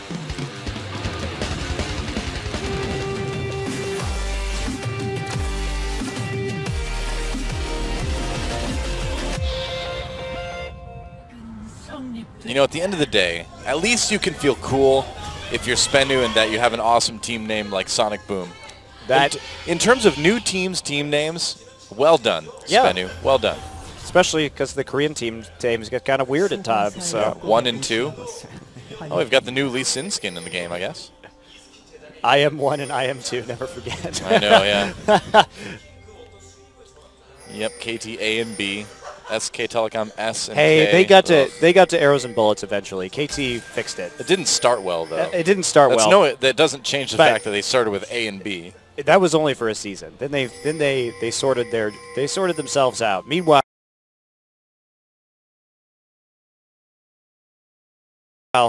SKT and IM never sorted themselves out. So that's true. Ooh, a little bit of invade with the gold card loaded up by Three Musketeers Twisted Fate. I don't know if that's not the skin name, but I don't know, I just invented it. So, deep wards coming in for SBENU, trying to figure out where this Alistar and Kalista are going to be. Will the recall come in? Right here, they're in that Russian lane. No eyes on them right now. More wards going down. Yeah. But it looks like they're trying to mind game it, and Nuclear and Secret are going to head bottom anyway, it's just a mind game. That's all we're seeing. I'm curious to see how Watch does on this Lee Sin. If you've ever read Lee Sin's lore, you know it's very disturbing. It involves a child basically being turned inside out by Lee Sin. I had no idea. Through like a misuse of magical powers. Because Lee Sin was originally going to be a powerful summoner. Good thing he didn't, because they don't exist anymore. But well, now his lore makes no sense. Great. When he was trying it out, he tried to summon a demon, accidentally summoned a child. But there was like he had just a moment to look into the mangled remains of what was once a child's face before the lifeless mass of flesh fell to the ground. I believe it's like an almost direct quote from the lore. And then you find out the spell he cast like destroyed the boy's entire village too. Cool. So yeah, Lee Sin set himself on fire later on. Survived it, but it burned out his eyes. Oh, so Lee Sin's got some problems. So sweet dreams, everyone. Sleep well. I know you're getting tired, watching so late at night, but I hope you have pleasant thoughts as you drift off to sleep tonight of Lee Sin turning children inside out. Well, and now he did it all for no reason because there aren't any summoners. I know. That was just pointless violence. Lee Sin, what a jerk. Can't believe people still pick him. All right, well, we are going to have the 2v2 lane in the end, and it's like Nuclear putting down some good harassment onto Kalista early on. It's going to take a while for that lane to really ramp up in terms of kill pressure. Of course, Alistar needs that level 3 to really put down a lot of hurt onto the Tristana, and everything just going pretty calmly in the mid and top lane so far. Yeah, more or less. I'm curious to see how Goong is going to do on this Victor here. It's always a question with Goong. Yeah, whenever it's something that we haven't seen before, you come into it with some well-founded doubts, well-founded doubts. Deservedly so. Duke just playing really far back right here, forcing Catch into the top side lane to cover Soul as he's harassing under the turret, but that does lock up the jungler for a little bit. No attempts at a gank yet from Watch. Watch will recall, and pick up his jungle item. It will be the Chilling Smite. So now the question is, where is he going to go? There is a giant mass of pings on the mid lane right now. You know, I would think this is going to be another one of those games as we see Saucen roam down to bot that we're just going to see a team wait for SBENU to make a mistake, you know? Oh, and Secret comes in for the double flay. Saucen's still coming down. He's got the gold card loaded up. Is he going to be able to use it? Gold card onto Pure. OQ comes in for an immediate bit of damage. Pure able to get out. That was not a very good gank. Saucen used his Ghost for that as well. They had put down most of the damage already by the time they got down there, and they were unwilling to commit in terms of summoners. And it's going to cost him some CS and some experience in this mid lane too. I mean, that was a lot of commitment for, you know, no gain at all from SBENU. Yeah, now he's going to take some harass from Goong also. No summoners even blown from NAJIN. Wow. Interesting. Well, at least they gave it a try, right? Oh, catch coming in from behind here. Chilling Smite onto Goong, going to get chased a little bit. Goong already flashing. He may not be able to get out of here. He's able to cleanse out of that gold card, and watch coming down to help out Q onto Saucen. Goong turning it around now, a little bit more damage. Goong getting very low though. Saucen low as well. Watch chasing him. He wants to get that KO. Chilling Smite comes down. Saucen dodging back and forth. Float like a butterfly, sting like a Q. Oh, is he going to go in? There it is! First blood for Watch! And can he get away from catch here with Goong right there adding on the damage? He shouldn't have any trouble, but here comes Secret coming in. Watch very low. Secret not finding an opportunity for that death sentence. And a very, very protracted gank ends in first blood for NAJIN. Okay, that happened. Yeah, very awkward, clearly. But Goong able to get out of that mid lane thanks to his cleanse on the gold card, and Watch eventually finding the right angle for the Q. I said it wrong earlier. I should have said float like a butterfly, sting like a Lee. Damn it, Dilla. Oh, I missed it by this much. Oh, well. You don't get to take that one back either. It's gone forever now. It's esports where you can do jokes over 30 seconds later. There you go. Wait, hold on, guys. I found it. I thought of a funnier way to say it. Works great, right? Uh-oh. Oh, catch coming down. He's really trying hard to make the ganks work here. Pure getting flayed in. Looks like Catch just making his appearance and then backing away.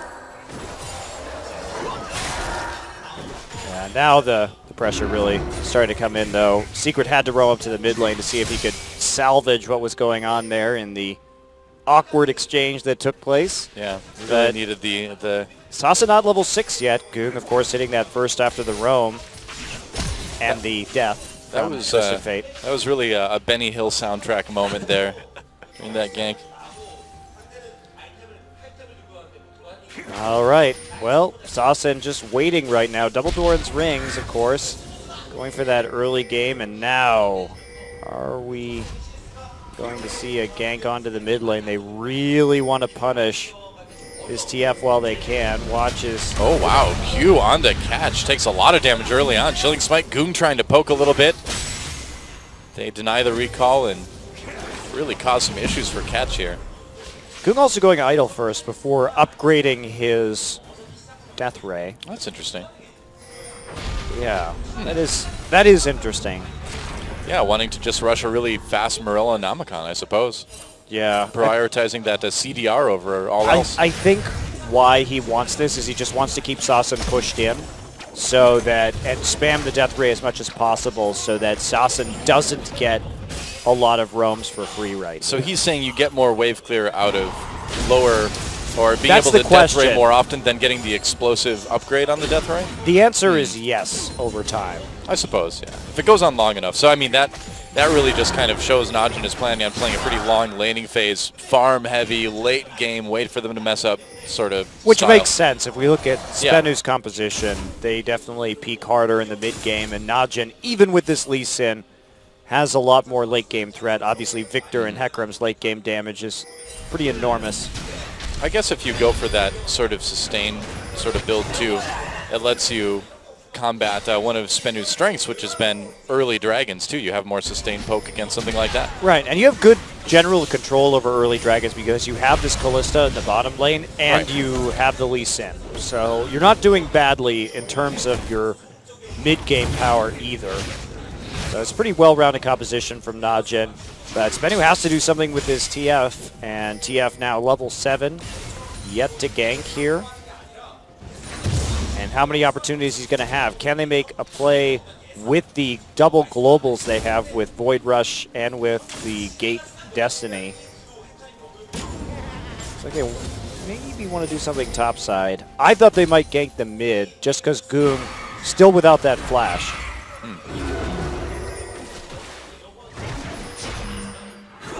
Well, meanwhile, in the bot lane, things kind of going about as expected. Pretty even CS between the lanes. A little bit of poking on both sides.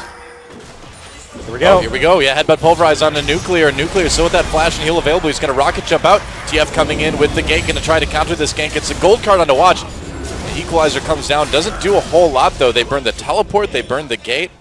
They did not get They have to kills go out of that. for this dragon now, but they don't have an equalizer for follow-up. Victor back in lane. TP still available for Duke. Duke pushing up. Is he going to come down for this fight? They definitely have a lot of advantages in terms of ults. They should fight this. Yep, here comes the teleport. NAJIN has their ultimates coming in. Gold card loaded up by Sauce, and there's a nice headbutt pulverize. Nuclear manages to get out, but Duke just runs over catch. Dragon untaken here. They're going to keep chasing. There goes Soul getting very low. Oh, Soul actually goes down just barely. Gives Saucin a kill, though. In the process, NAJIN can turn onto this Dragon if they want to, perhaps. Well, they don't have Watch anymore, Yeah. and Catch is going to be up in 4 seconds with Void Rush. Watch going way, way too deep for that kill. Totally unnecessary. Needs to just turn back on to Dragon. Well, he's the one who still has the smite. They could still smite it with Duke, but instead they're just going to push more pressure on the tower. A lot of pressure on this tower. Oh, catch coming in. There's a knockup on the Goong. Needs to be a little bit careful here. Gold card for Saucin. Not going to find a target. But still, NAJIN coming out on the better end of that in terms of their kills. Oh, yeah. Yeah, 3-1 overall. Nice little 1,000 gold lead at this point. Watch with a couple kills, too. You're kind of getting a pretty quick jump start with that Sightstone as well. Oh, but he's going Cinder Hulk. Oh, Goong, wow, stuck around for a bit too long. Yeah, that was a bit dangerous for Goong to stay there with no flash, no health. Yeah, kinda, really, kinda had that one coming. The no health is really the killer there. Yeah. Yeah, well, no health kills you every time, actually.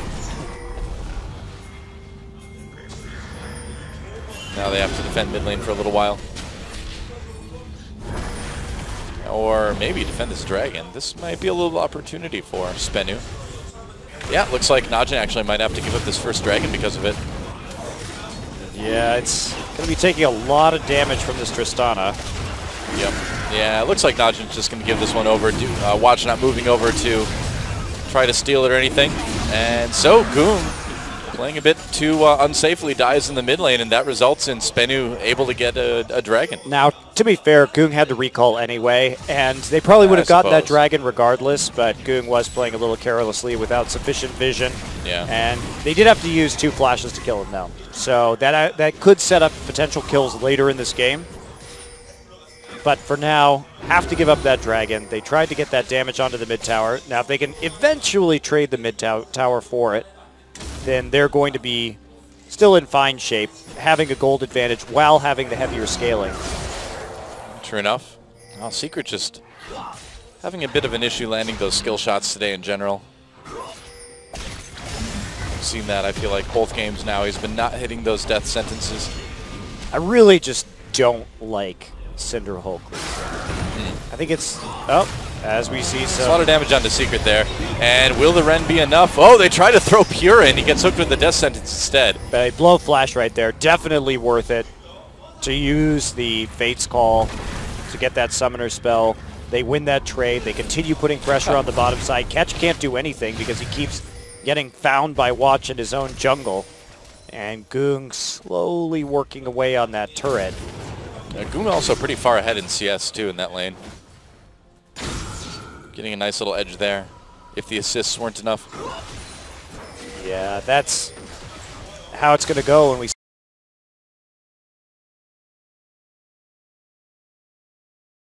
see so much roaming from Saucin here in the early game. And he's gone for CDR boots with home guard before an item. This is Wow. such an all-in build for the early game. You have to be able to do something with this. Well, with how the games for SBENU have gone this season, you really can't blame them for going all in on the early and mid game. But he has to make plays. He has to try and show up for lane ganks with that, or he has to just keep on coming to lane to clear out the waves, or else his mid lane turret goes down. It's probably another reason why he picked up the early home guards in this one. Oh, definitely. So he's managed to keep his turret alive, which is something right here. Goong actually did upgrade his Death Ray before finishing off that Morellonomicon. Now he's got both. And here comes Soul going up against Duke in the top side, but nothing really resulting from that. Soul able to go even in CS this game. Sasin now buying a Sheen. Wow, this is... It's about as all in gets, right? Yeah. It's like, well, if I get in the bag, and if I hit him with the gold card, and if my Sheen procs, it's definitely get a super mid-game focused burst composition that they're going to try and chain together with this Rumble's equalizer. But I'm not sure that this is really going to be that effective. Watch continuing to invade right there. And Tunnel dies, but the Void Rush still goes down, uses the smite. Wow, they really want this. There's not enough people there to justify the Destiny going down, and that is a wasted TF ult. Yeah. Bottom lane from NAJIN reacting well, so it would have been a 4v4 in the mid lane. Possibility of the Hecarim and Rumble TPing in. Yep, seems like they pulled the trigger a bit early on this one, and OQ just going for a presumably easy kill on, maybe not. Wow, forget that. Here comes in with the headbutt pulverize. Duke can watch equalize here. Goon getting there as well. Secret backing away, trying to draw people off of the AD carry. He'll go down, but kill for Nuclear, not a bad thing at all for SBENU. Yeah, all summoners used right there, but OQ couldn't stack up enough, and Tristana just winning that trade with the Buster shot. Very nicely done. OQ did have less damage because he had gone for that Avarice Blade. I'm not sure how many times he critted right there. That may have been a factor as well if he critted at all. But the flat damage, Nuclear with the advantage considering he had the pickaxe. That is a interesting situation for the Kalista. Yeah. Well, that's managed to actually make things a little bit closer here. And with a minute 30 until Dragon, NAJIN may have to approach this one a little bit safer. Or safely. That's a good idea. Just approach it safely. Or maybe just get chunked out. You use both your summoners while you trade with TF. That's not safe. You really want it. He really wants that turret before the Dragon goes down, is the thing. I guess but so. He committed very hard for that and got drawn in by SBENU, having to use both summoners for 0 on the other side. So a bit of an overcommitment there from Goon without enough knowledge. You notice the pink ward's very good around the mid lane for SBENU, so they Goon a little bit in the dark when he walks up to kill this tower. Now everyone going back to buy before this Dragon goes down. Well, they're going to give up all the vision around the Dragon Pit, but they'll be able to at least arrive back to the area of the map right before it comes up. Can they fight it, though? NAJIN should be able to fight this. They've got a lot of magic resist already against the double AP, and the Tristana not too much of a damage threat yet. Still hasn't finished the Infinity Edge. Yeah, I think that's pretty key, actually, that SBENU's going to be coming into this without that IE on Tristana. Looks like Sasin moving towards Lichbane here. Yeah, definitely as a first item if you're going to get that Sheen. Yep. And here we go. Looks like Scuttle Crab. Watch wants it, but he doesn't have enough control over the river right now. Soul really doing a lot of damage to Duke. Duke going for a Hex Drinker afterwards, so high damage and catch. Not going to be able to do much right there. Oh, he queued him. mid lantern. Not bad. All right, is NAJIN going to be able to equalize Dragons here? Top lane taking some damage. Neither top laner having teleport, so Duke is going to run back as fast as he can with home guards here. He will get there first. Yeah. And a lot of this is probably going to depend on how well NAJIN can put pressure on the mid lane, because SAIEU has to stay there, or someone from SBENU, if they don't want to lose that tower, which is just hanging by a thread at the moment. And if that tower goes in, they will lose so much control over the river. So that's a pretty desperate defense, and NAJIN only has to methodically shove in minion waves. No, and Goong needs to be careful here. He can't play that far up on the lane when he doesn't know exactly where this rumble is. Well, no summoners or anything like that. He's still in a lot of danger if he tries this. Duke, though, pushing up top in the meantime, and that will pull Soul back up to the top lane. Makes Goong a little bit safer anyway. Yeah, but one less person to defend that mid lane, but that said, NAJIN not really doing much in terms of playing with vision around the dragon right now, just letting it stay up. Finally, we see OQ go back and finish that Bloodthirster, but that is going to prompt start of this dragon. OQ had not been back in some time. Yep. Oh, that is a lot of damage onto SAIEU, and Ghost is used as a result. No Chaos Storm left, however. There's the tower going down, so Goong finally finds the timing. SBENU commits to that dragon, but that great ult usage by Goong to secure the objective, and they're still contesting the dragon afterwards. Yeah, SBENU wasn't able to actually take that or really make any moves on it yet. They've still got good vision around it. But NAJIN certainly showing off a little bit of power here. And both teleports are going to be up by the time anyone attempts this again, it looks like. Or just barely going to come up, rather. A lot of champs gathering in the mid lane here, looks like. SBENU going after this dragon. Will NAJIN fight it? Teleports up now.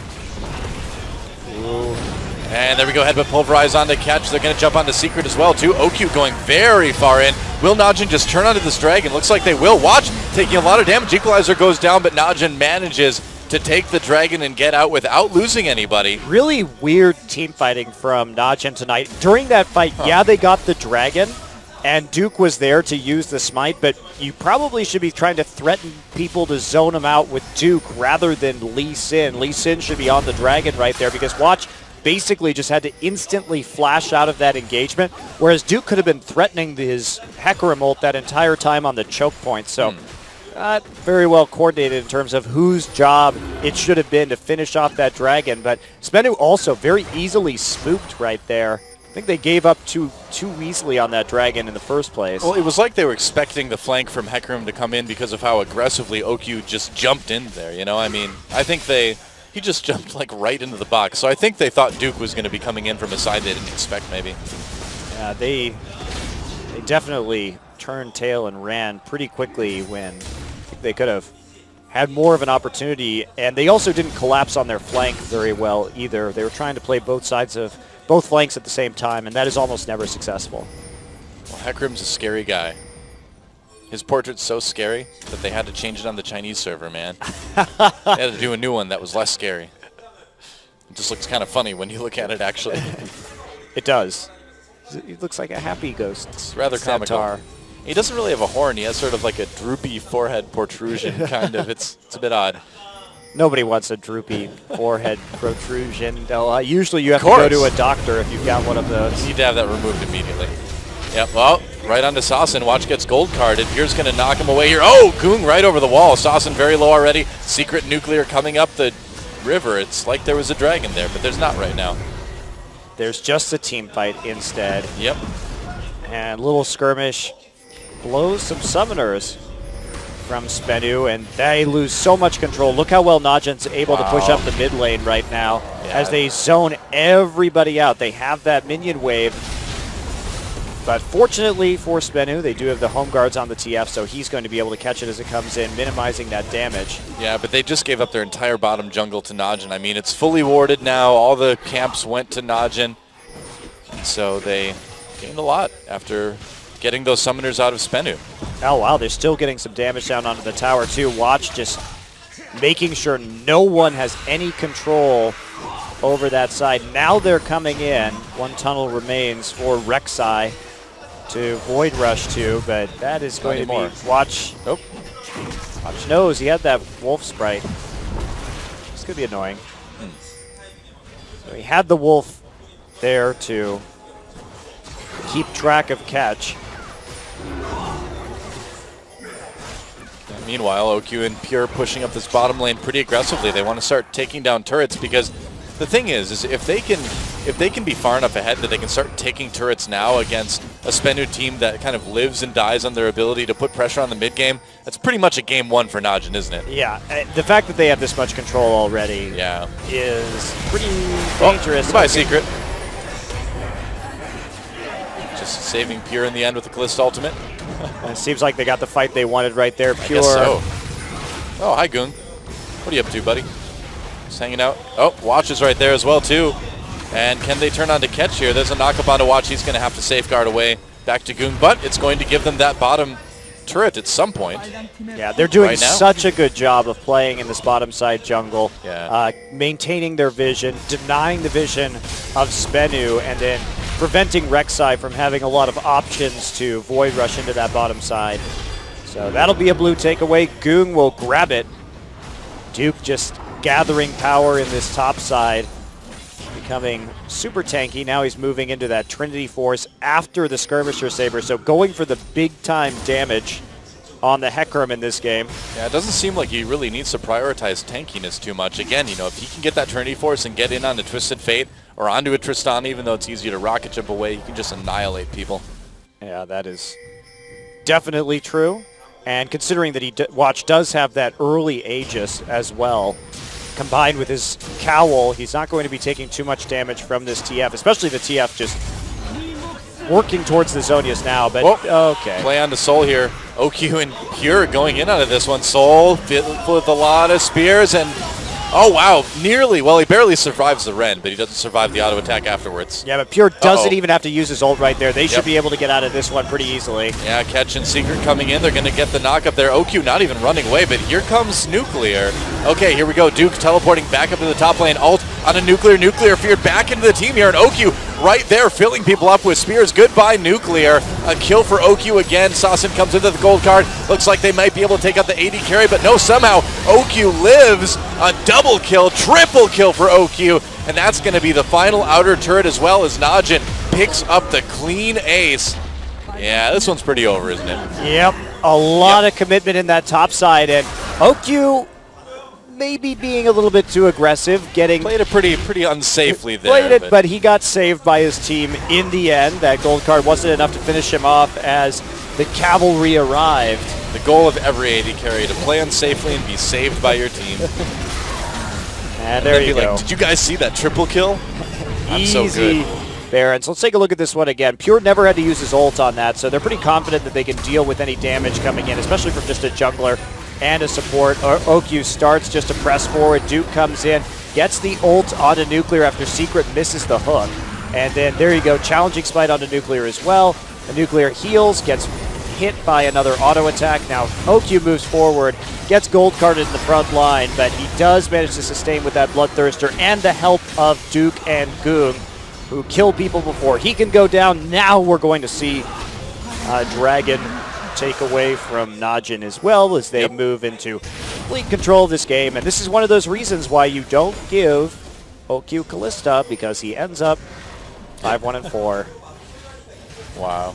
I'm really shocked that SBENU's answer to game one was to give Kalista to OQ. Did they just like forget to ban it or something? Like, oh shoot, that's right, Kalista.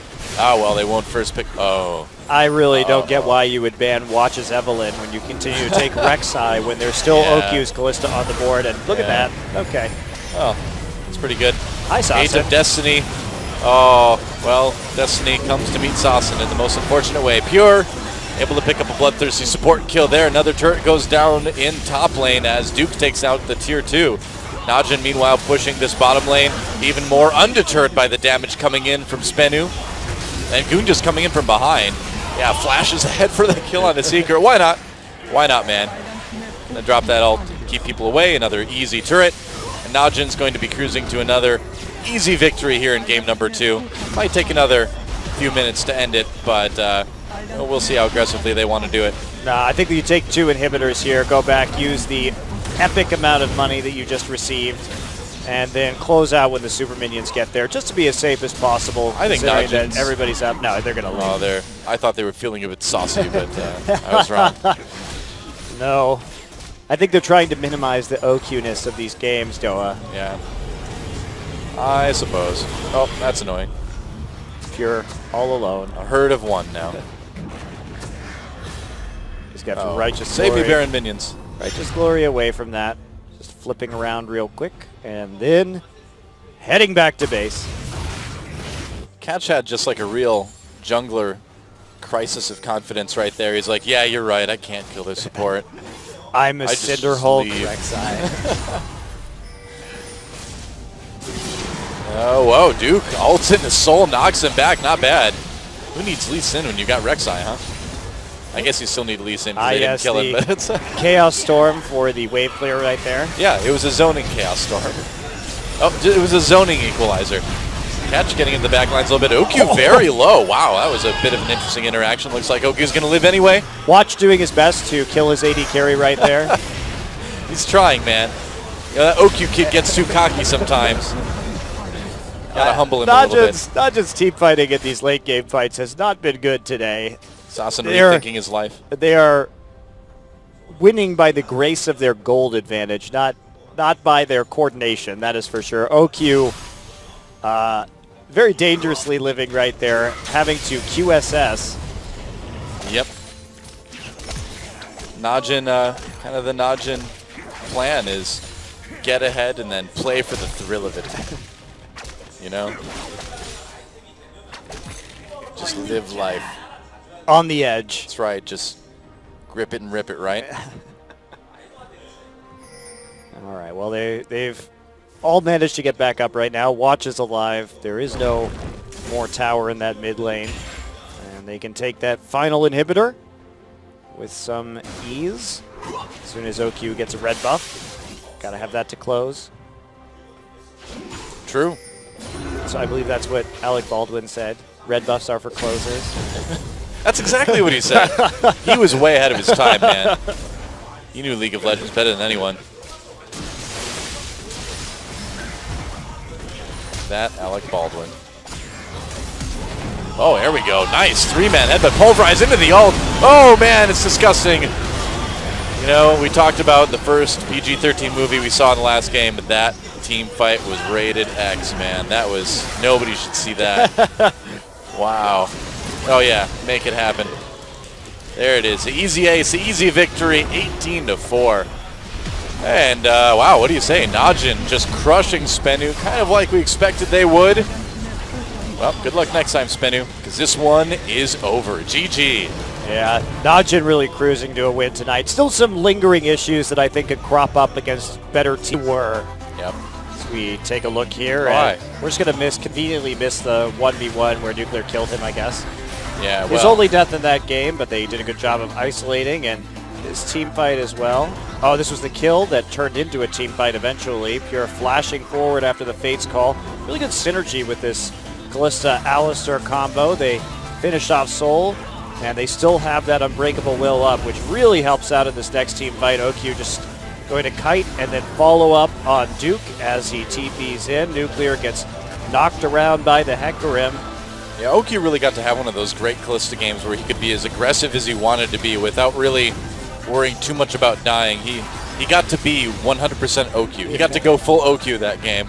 Pure did a really good job, as we can see from these Alistar engages as well. Oh, that fight, man. Duke coming over the top too with the Onslaught of Shadows. The combo there between Onslaught of Shadows, Pulverize, Chaos Storm. The Chaos Storm was pretty nasty from NAJIN, but they had such a massive advantage that you just take it home off of that one engage, and OQ just keeps on working up to the fountain, taking him out in the end, and his play. First off, he's played all but 3 of the games so far this season, so he's played the majority.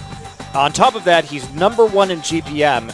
After 4 best-of-3s, he's at 433 GPM still. That's insane. And he's #3 in KDA at 8.6. But remember, he's behind only Captain Jack and Che, who have played one best of 3, and it was for Jin Air when they were busy crushing SBENU. Yeah. So not exactly a good statistic. Faker has been playing better across a large number of games. Yeah, Marin's been a great addition, or not a great addition, a great standby in this team as well, up in the top lane, playing a lot of meta stuff. Maokai Rumble, of course. And he still has only one competitive loss on his Maokai, just like Bang only has one competitive loss on Corki. So they're playing to their strengths right now. Bengi has been subbing in and out, but Bengi's been very consistent. Tom, as his usual up and down self, sometimes playing overly aggressively and getting himself killed.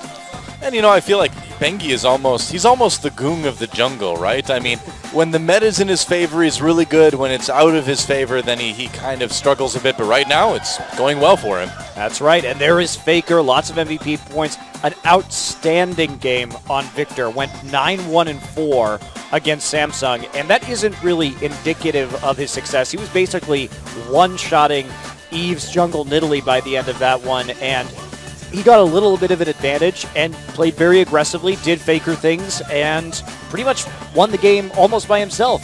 He was sieging turrets 1 versus 3 and landing all his skill shots and poking them off, and he just, when you give him that kind of lead, he just takes over the game. He is playing so well this season. Yeah, and on top of that, SK Telecom doesn't really have anything to worry about in the bot lane right now, with Bang and Wolf playing extremely well themselves. You know, Bang playing pretty safely, picking the Ezreal, picking the Corki, a lot of siege.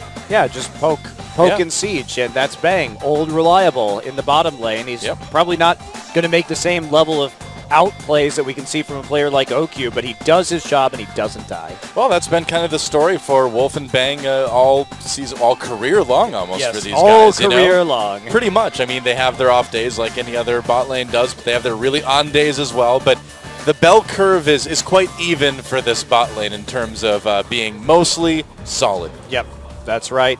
And there is Bengi in the booth. Meditating. Tapping into his inner Lee Sin and the horror that comes with it. Well, see what he can do tonight. He has been good this season so far. That's a real like mad scientist hand position there. He's like, how should we eliminate them today? Wow, I'm kind of scared of Bengi now. No, just kidding. I'm not. And on the other side of the arena are 5 people who probably should actually be a little bit scared of Bengi. It is Team ANARCHY with their intrepid coach, who we'll see later, Hachani. Hachani the Explorer. That's right. There he is.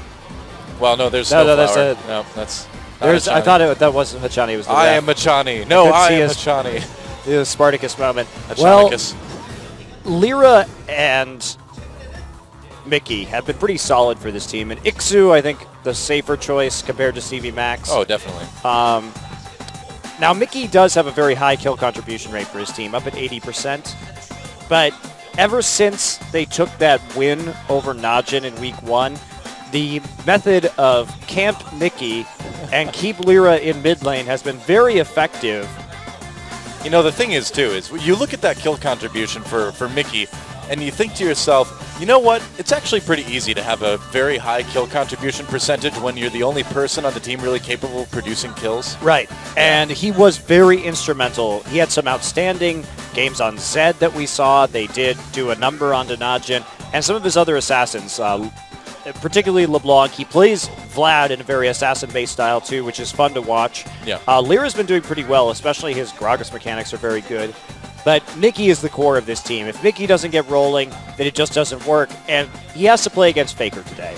Now, I really agree with the fact that SKT is playing Faker because EasyHoon struggled against Crown's Fizz and died 3 times in lane on Cassiopeia, so why give an assassin player the opportunity to really do a lot of work? Now, Mickey, when they played IM in their last set, did play 2 Lulu games where they tried to play around Songyun on Jinx. Lost both of those games. What game did they win? When he played LeBlanc. It's like Mickey has to be the playmaker on this team, or this team does not do anything. Well, you mentioned the Jinx as well for Songyun, and with Jinx's nerfs in the early game, this is actually a pretty big hit to ANARCHY because they've relied on this pick so much lately. Are they going to just move over to the Tristana like we've seen other teams do? What are they going to do? I think they go for Sivir here, and Songyun turns into a Scuttle Crab and lets Mickey carry. That's how they win. But it's such a bad matchup for this Anarchy team because there's not a more passive or control-oriented mid laner that Mickey's going to be able to get a lot of roams on or something like that. It's Faker. Faker's going to play Assassins too. Faker's going to play aggressively. This is the perfect storm to shut down Anarchy, which is one of the reasons why I'm expecting such a one-sided match. Yeah, your only playmaker is in the mid lane, and he has to play against the greatest playmaker in League of Legends history, so good luck with that one. Snowflower. Down at support. And that's about it. Well, it's just also the way that Faker bottles up mid laners. Because of his aggressive style, it's so hard to roam on him. It's incredibly difficult. And Bengi in the match as well, the player who wards more than Tom does to make Faker safe while he's playing very far forward. So I totally agree, SKT. Using Bengi and Faker tonight, it may seem like overkill. People may be saying, well, why don't they use EasyHoon and Tom in a match that maybe not be that hard, but just in terms of style, these are the right two players to use. Yeah, SK Telecom too, it feels like this season as well, they're approaching it from the perspective of we're done experimenting. We just want to win as many matches as we possibly can. We want to get that automatic berth to the grand finals. They've certainly got a great start so far, only losing one game overall in the first few weeks. Yeah, that's right. Well, we'll see if Mickey can work some magic tonight. Yep. As coaches wander into the booths right now. And they, to Anarchy's credit, picking up Hachani, at least they have a sixth person on their roster. Bounce some of these ideas off. If Hachani has cut his hair since last time we saw him. I guess so. Yeah, there he is. Good old Hachani. High five. He's like, yeah, support power. Snowflower. Trying to gain a little bit of that Hachani magic through the high five. I don't know if you really want that though. Hey, Hachani's one more season of Champions. I'm sorry. I meant a Champions winner, Hachani. That's right. Champion Summer Victory getter, Hachani. So there's the Gragas ban against Anarchy first off, and I think you know, you're going to be worried again, like you said, about Lyra, about Mickey. So you want to target these two picks and bans. Yeah. And Rise, of course, going to be the ban tonight. I doubt we are going to see that for quite some time. And there is LeBlanc. Yep. Actually one of Mickey's less threatening champions, I would say. But with the Zed nerfs that we saw on previous patches to his ultimate, they may not consider that such a danger any longer. Azir will not be played. Now, I believe Mickey's still played more games on LeBlanc this season than any other champion, too. So success or not, they really seem to prefer it for him. Oh, yeah, they have. Yeah. He's only picked up one win on the champion, though, so he has less than 50% win rate on it. Yeah, that would be like 25% if he uses it 4 times, which I think is as many times as he's used it. So LeBlanc and Evelyn, the other two bans coming out of SK Telecom. Azir banned by Anarchy. We'll see what their final ban is going to be. So are we going to have a first pick jungle here or a first pick Alistar? SKT really likes to first pick Alistar. That has been a priority champion for them for quite some time, as it is for many teams, but SKT really the first team to get on board with Alistar during the current meta, and I think it should be, ooh, Kalista. Okay. All right. All right, why not? Well, I mean, we saw giving the Kalista to the good team last game work really well for oh, wait, no, the Kalista went 7-1-7. It was a disaster, but... They have to take Alistar right now, too. It was a disaster, and you know what? Bang is professionally undefeated on Kalista. He is 7-0 going into this particular game. So lots of risk with this. This is a champion that SK Telecom really knows how to use. Well, it'd be interesting to see the new Ashe picked up by Songyun. You know, we've been kind of wondering when we're going to see that pop up. It seems fairly good right now, but nobody in Korea has really decided to give it a try yet. It has been played in the LCS regions actively, but... Right, not here, though.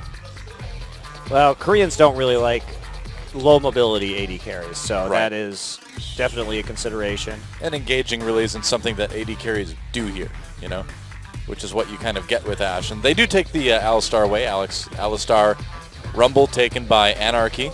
So no Kalistar lane this time. The Kalistar lane is like a very threatening name. It sounds like an 80s like sci-fi cartoon, Kalistar.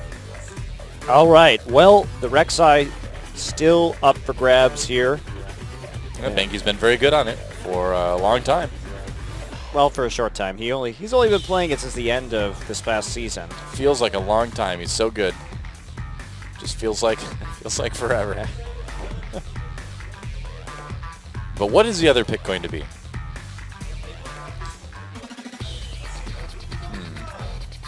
Do you just take Thresh here and just not reveal a whole lot? Yeah, I think you're right. All right.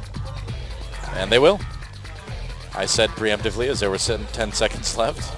And hoped I was right. They will just take the Thresh here. It's such a nebulous pick and a great lane. Yep, there it is. So another couple picks coming out for Anarchy. Question is, what is Faker going to blind pick? The Azir and Cassiopeia, some of the safer blind pick champions, not available. They banned out the LeBlanc themselves. I would think Faker would grab the Victor here if he gets a chance. I think you're probably right. Although there is that threat of a high kill lane. Like, what happens if they pick Lee Sin Zed and all in Victor? That's pretty dangerous. Maybe Faker will just pick Zed. No, I doubt it. Not with the nerfs on this ultimate. Not blind. Nah. Zed is really dangerous. I still think Victor's okay. You've got decent wave clear with Victor. You don't need to be super aggressive, even though Faker inevitably will be, but you can play it safely, you know? Ooh, I don't know about picking the mid lane now, though, for Anarchy. Yeah, they won't. They just want to start threatening Faker. They're saying, we have Lee Sin. If you want to pick a mid laner that doesn't have an escape, we may be able to punish you, considering that the Ahri or the Zed could be coming out for Mickey. What if you just take the Ahri? I think the Ahri is pretty good here. Yeah, makes some sense. I think the Ahri is definitely pretty good. He'll be able to roam on that champion, try and snowball the Callista. This means we're just going to see Varus. Oh, this does not be a good comp for Varus. Hasn't stopped them before. No, it's a Victor. And like I was saying, I feel like this is still not bad. You know, you still have that wave clear. You still can farm up. He had that amazing game on Victor versus Samsung. Yes, he did. But this is a different kind of mid laner than Crown. True. And how much will it be punished? The Gnar versus the Rumble in the top side to get that big amount of CC. And that can set up devastating Victor combos in the late game. Because the great thing about the Gnar ultimate is it sets everybody up in a line for a Death Ray Chaos combo, Chaos Storm combo. That can be really brutal.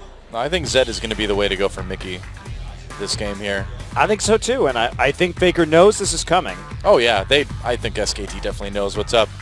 But Faker being Faker, I don't think he's too worried about this. I think you take Zed or Ahri here and just try and punish Victor and camp out that mid lane, but it's going to be hard with the amount of wards that Bengi usually has in the mid side, and the fact that he's going to be hanging around the mid lane with his Tremor Sense. You know, I like the Ahri a bit better, but I think it's still going to be the Zed, just based on what Mickey seems to prefer, you know? Well, we've seen a lot of Zed bans against Mickey. We haven't seen Zed since his nerf. No one has played it. I thought we saw it once. I think we saw it one game. Maybe I'm misremembering things. Because I remember talking about this. We did talk about it, but the patch hadn't changed over yet. Okay. Okay. Okay, there's the Ahri, yeah. I think that is a bit more solid for Mickey, and he will take that to the mid lane. So yeah, the Ahri or the Zed coming in, definitely the biggest possibility, especially when comboed with the Lee Sin. Grab for the jungle for Lyra, and how much damage will they be able to do to Faker? They may have to leave Bang a little bit more unattended than they would like.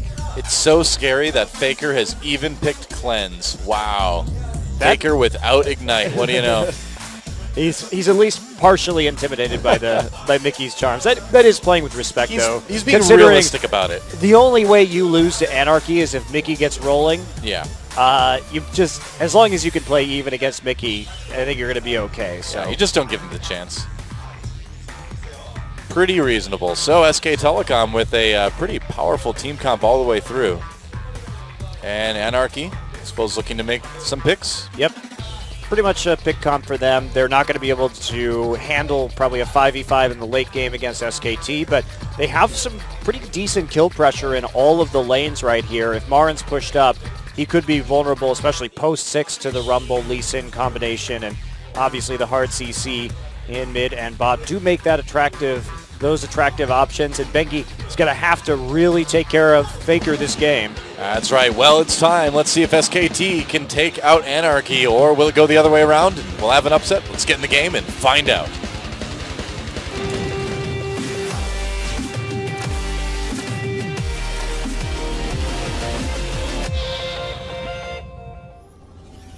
All right, welcome to Summoner's Rift.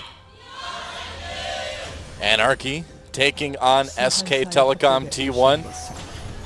Faker bringing the victor to the mid lane. That's going to be the only Lee Sin skin we see from now on. Goodbye, Muay Thai Lee Sin. Oh, I like that one more. KO Punch Lee Sin is here to stay. Well, looks like just pretty standard fans from both teams. We're not going to hit his Q right there. Back off. Bengi is going to be a little cheeky and take a hit on that ward. Yep. Mara's here now too, so looks like their wards will be going in a bit deeper, trying to check out. This is to detect any early cheese. They really want to know where he starts, and if he's going to start the buff first. Wow. Look at that ward. Great warding from SKT. So what they're doing right now is they're trying to prevent a level 2 gank on the mid lane. They're scared that Lee Sin is going to start red, get level 2, and then immediately gank Faker. So well, we've seen it a lot in the past. It's a very, very smart start. Now they know his exact timing, whether he's starting Krugs, whether he's starting at the red buff, and that will keep Faker nice and safe. So good early warding, and then again a ward at the blue buff. So they have very good idea of what is going on in this map as we head into standard lanes in this game. Sure enough, standard lanes. That may be exactly what SK Telecom is looking for here. And look at the timing, too, on these wards. So they are going to see the entire path, because what we saw was Marin go in, place his ward earlier, and then Bengi wait until a minute 20 so that Trinket ward would be up in case he started Krugs, so they know his exact route. So really good ward timings at level 1 for SK Telecom. Very clean, and now Faker knows exactly what's going on. Yeah, we'll see how aggressive that makes him in the mid lane. Certainly off to a good start. Wow, nice harass from Wolf, getting that flay, getting that auto attack onto Songyun, and they're already starting to deny that CS. Yeah, it's definitely going to be a pretty massive uphill battle for ANARCHY in this series. And ooh, somebody will have their first loss on their champion. Yeah, Mickey hasn't. He's only played a couple of Ahri games, though, but yeah, they have been good. Faker's played more than a couple Victor games. But didn't for a long time, because nobody played Victor for a long time. Indeed, and it's sad because it really started getting rolling, and then yeah, the victoring was ended. Faker is 3-0 all-time on Victor, by the way. So I guess exactly a few then. Yeah, he played 2 games, then it stopped being available. Then he played 1 game where he crushed his opponents. Then stopped being available again.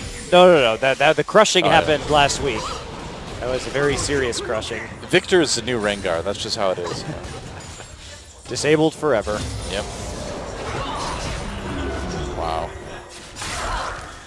This is already looking like a pretty rough lane for Songyun and Snowflower. Fast recall from Faker, actually. Yeah, going back and picking up the idol really quick just to continue with the harass. And I mean, this is what we saw last game too. Yeah, and he didn't have enough gold for the upgrade onto the Hextech core. I mean, obviously at 3.5 minutes into the game, but just pushing up and then going back and getting that advantage in lane. Very interesting play. Mickey with 2 Doran's rings already as well. Bengi coming in here from behind, and Lyra's a little bit out of position. Marin hopping in, Ixu fleeing down to the river. There's a Chilling Smite. They get the flash already. Lyra coming down to support him, and they're going to turn on to Bengi. Wow, Bengi taking a lot of damage, getting knocked up, or getting the knock up. Ixu getting low. Bengi forces a flash over the wall. Wards used. Lyra chases, but Bengi gets back under the tower just in case, or just in time. So, that was a good gank from Bengi, and there wasn't any backup. When the Rumble pushes into lane, almost every time, you will see the jungler from the Rumble team in the brush, in the top side, waiting to counter gank. Lyra wasn't there, so they had an opportunity to make a play.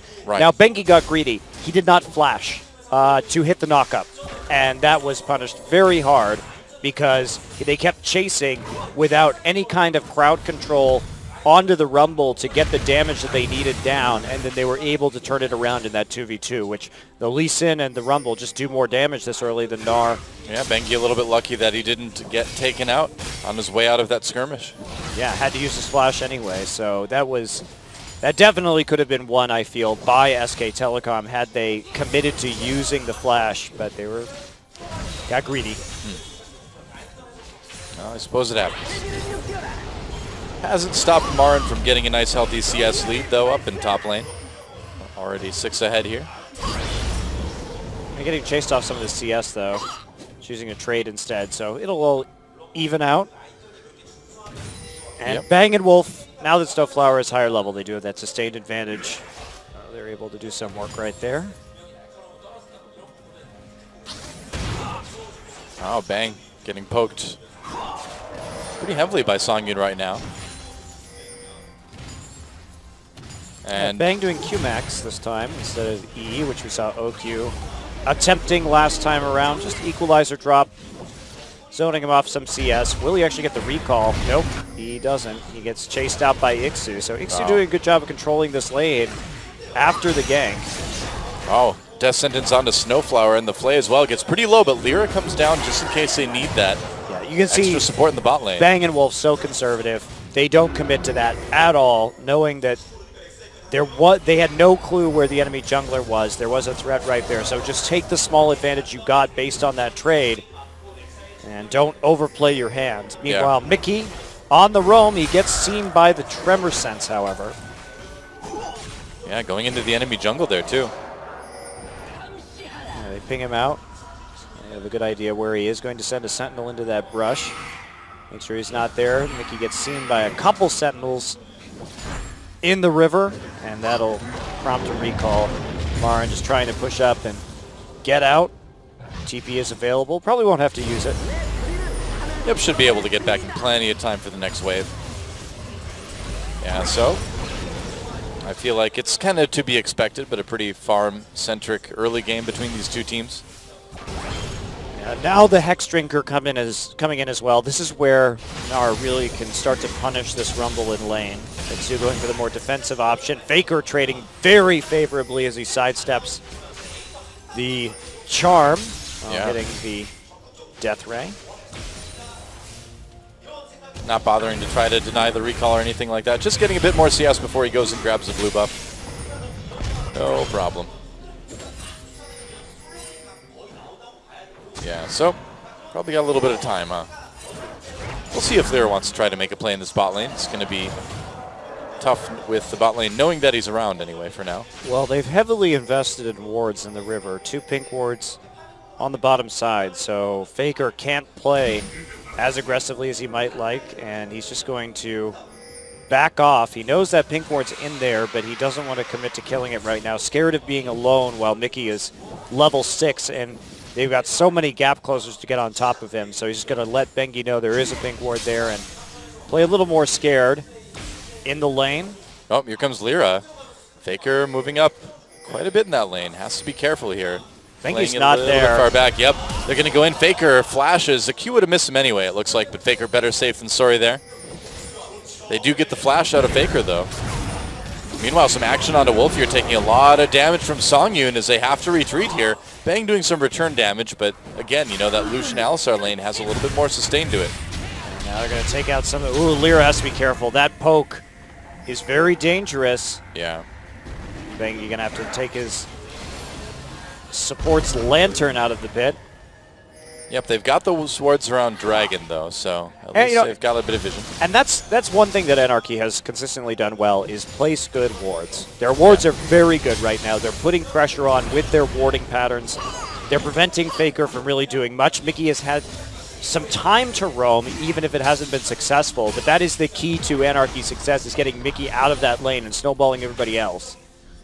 It's interesting to see, too, because, yeah, we do have some, you know, some veterans on this team that have been around for a little while, but usually, like, warding is not one of the things that newer teams do well, you know? But it has been consistently good on Anarchy. Yeah.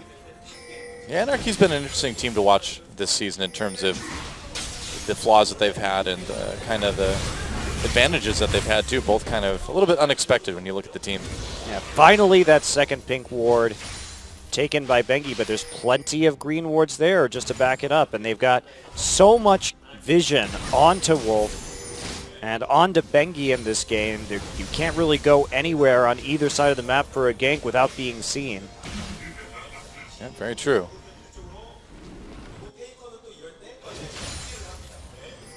And so the farming continued long into the night. Well, it's fine for SK Telecom. Going even for them right now is definitely a good thing. Yep. They're just trying to prevent any kind of early game snowballing that could occur. Well, yeah, I mean, Anarchy is pretty reliant on getting picks, right? So if they can't get picks, they can't really get a lot out of their team composition. Yep, just some pretty patient play now.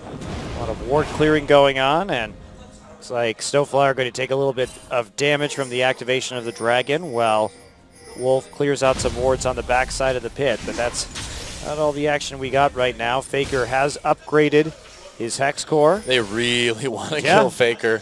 And they might have an opportunity here. Faker, he's got to be wondering where everybody is. Oh, there we go. Lyra comes in. Oh, he queued onto the minion. Still got there with the flash, though. Got the kick. Faker in a lot of trouble. Doing a lot of damage to Lyra, though. Faker, wow, nearly takes out Lyra, but first blood goes to Anarchy anyway.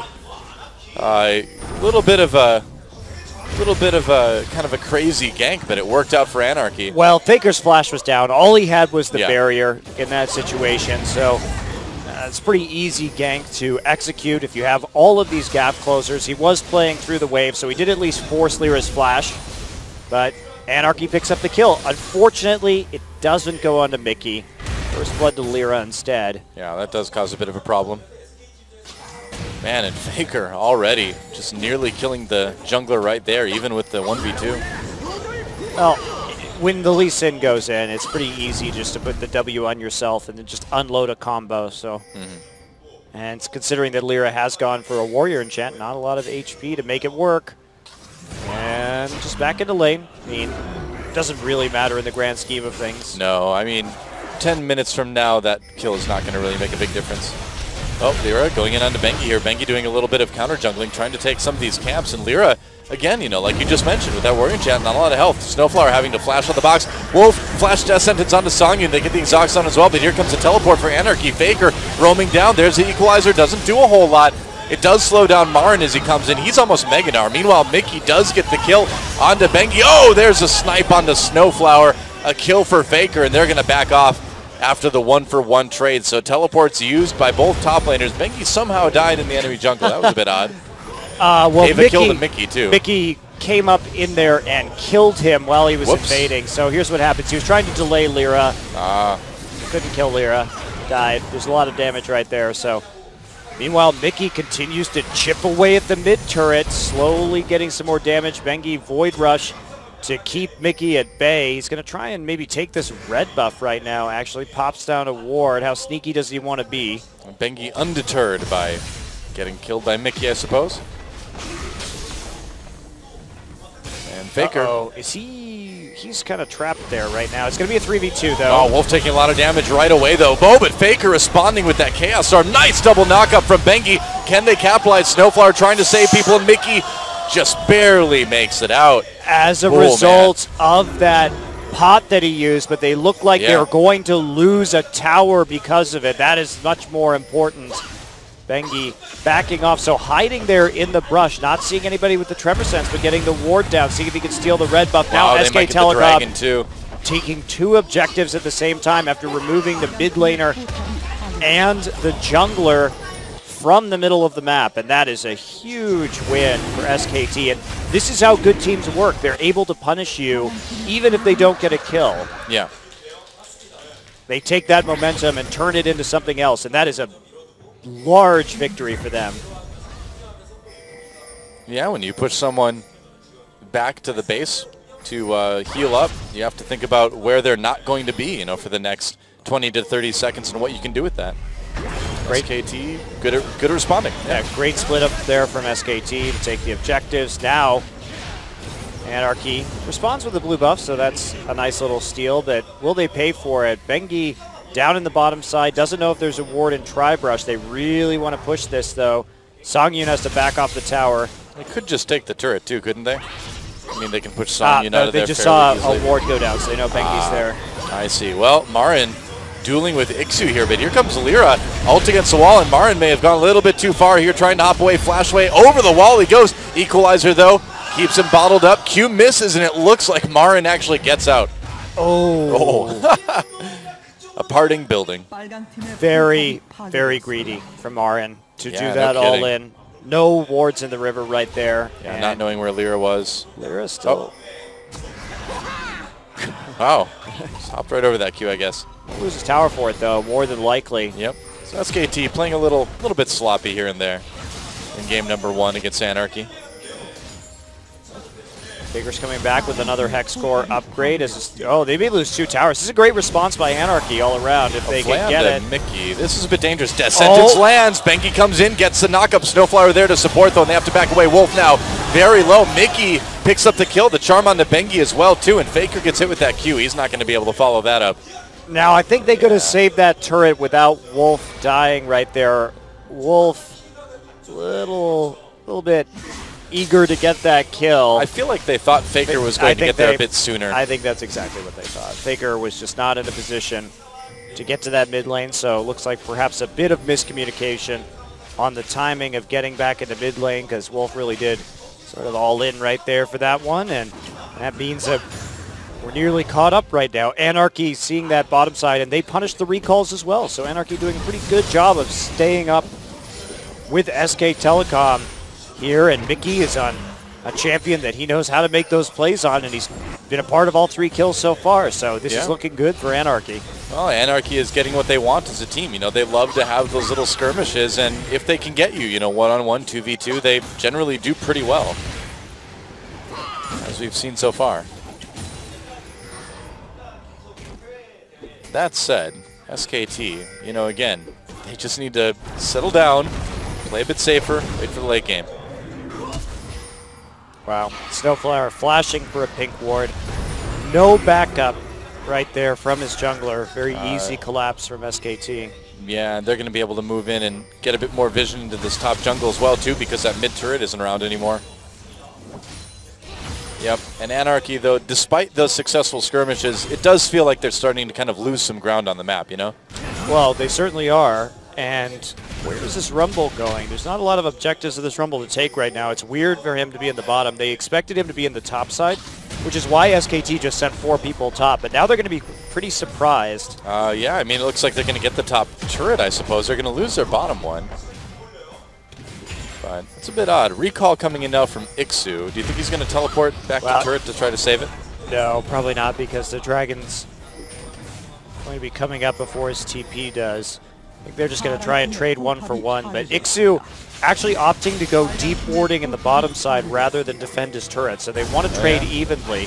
That was a bit of a mind game, because SKT definitely overcommitted resources into the top side for that. Dragon up in 2 minutes now.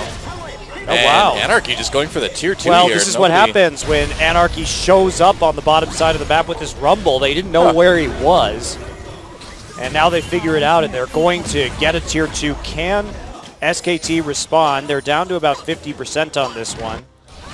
Well, they have to start to think about Dragon coming up in a minute 30, though. I mean, they can't leave Bengi and Marn up there. Well, I guess they can with Void Rush, but there's no tunnels down there. So good trade from Anarchy. Yeah. Anarchy continues just to punish SKT because they're not doing... That didn't make sense, what they just did. Rumble should not be in the bottom side right there. Rumble should be top lane trying to clear that wave with Equalizer. And so SKT... Anarchy just not doing the proper thing and surprising them a bit. Well, sometimes you have to break the rules, Monte Cristo. Sometimes you have to sow a little bit of anarchy into your plan. Well, at least they live up to their name. Yeah. Sure enough, a hook onto Mickey, but no follow-up from SKT. Dragon up at about 45. And Bengi recalling. He's going to need to get back to the Dragon area pretty soon. Now, how much does SKT need to prevent Anarchy from taking this first Dragon? Is it really that big of a deal, or do you use it to take that tier 2 and top, use it to push the lanes up otherwise?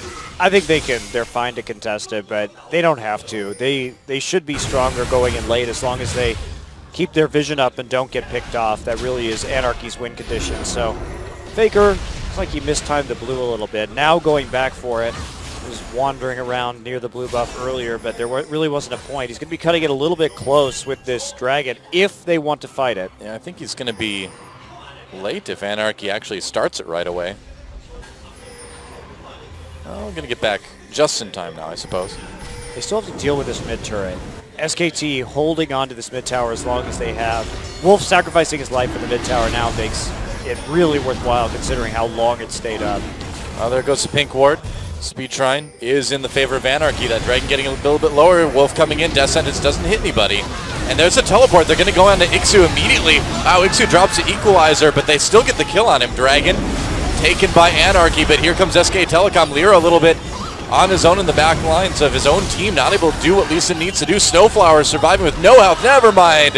Bengi seeks out his prey for a kill there. Meanwhile, over the wall goes Marin, gets kicked back. Looks hilarious when Mega Gnar gets kicked. So Dragon taken by Anarchy. They lost their top laner and support in the process, and they may lose more than that here as Faker, Wolf, and Bang push up this mid lane. Yeah, Wave's not really in their favor, though. Yeah. There are pings going down onto the Baron. It does seem unlikely that they're going to be able to take it here at 21 minutes, but maybe they can sneak it out. They do have... I think they're just trying to bait it. Yeah, they're just trying to bait it with the Tremor Sense. That would be really dangerous. Hey, hey, what do you know? Scrying Orb, pretty good. Well, that was a nice try because you couldn't realistically take it right there, and the waves were not working with you at that time. The bot wave too far out, the top wave reversing towards you, so maybe you get a pick. Yeah. Well, they're going to lose their mid lane turret for it. But that one was going to go down very at some point anyway. Yeah. And they get a shop in. Yep. And Faker is going Sheen. Wow. All right. Split pushing Victor incoming. Going for that Lich Bane possibly. Yeah, well, definitely going for the Lich Bane. Question is, what is he planning to do with it? I mean, this may be a reaction to the fact that Ahri has to get close to him in order to deal damage. And so he thinks he can trade very favorably with his Q if Ahri gets close. That would make sense. Of course, that empowered auto that Victor gets can really hurt. It's more his burst. Q. Yeah, it's interesting. It's definitely about his Q. And his assumption that with all of these melee range champions, that people are going to be close enough for him to get multiple Qs off while still kiting. That seems pretty reasonable. Yeah, they do have... Ahri obviously isn't a melee range champion, but Ahri does have to get close to you if she's actually going to hit all of her damage on you. Right. Interesting. We'll see how it works. Marin pushing up this top lane now, and SK Telecom just focusing their efforts around controlling that Baron pit. They've got plenty of vision there, so they can just start baiting this once they clear out a few more wards. Not a whole lot to worry about with the outer turrets down and the tier 2 gone in bot lane. And I suppose if like Songyun or Mickey commit to the bottom lane, they can just go for Baron, huh? Yeah, that would not be a great plan. Even Ixu without TP down there is that's true. A little bit dicey. As you can see, SKT really starting to strengthen their vision control. Well, they know where they need to be on the map right now, that's for sure. Oh, Snowflower. Ooh, Lyra throwing the ward out. They're going to spot him. Yep. I just want to take the top turret. So their job was to see if they could make a pick and prevent people from walking into the jungle while Marin headbutts the turret to death, and they pull back even in terms of gold. That's right, 4 turrets to 4 turrets as Marin takes the top tier 2. And SKT, again, you know, the longer this game goes, the more powerful this team seems like it's going to be.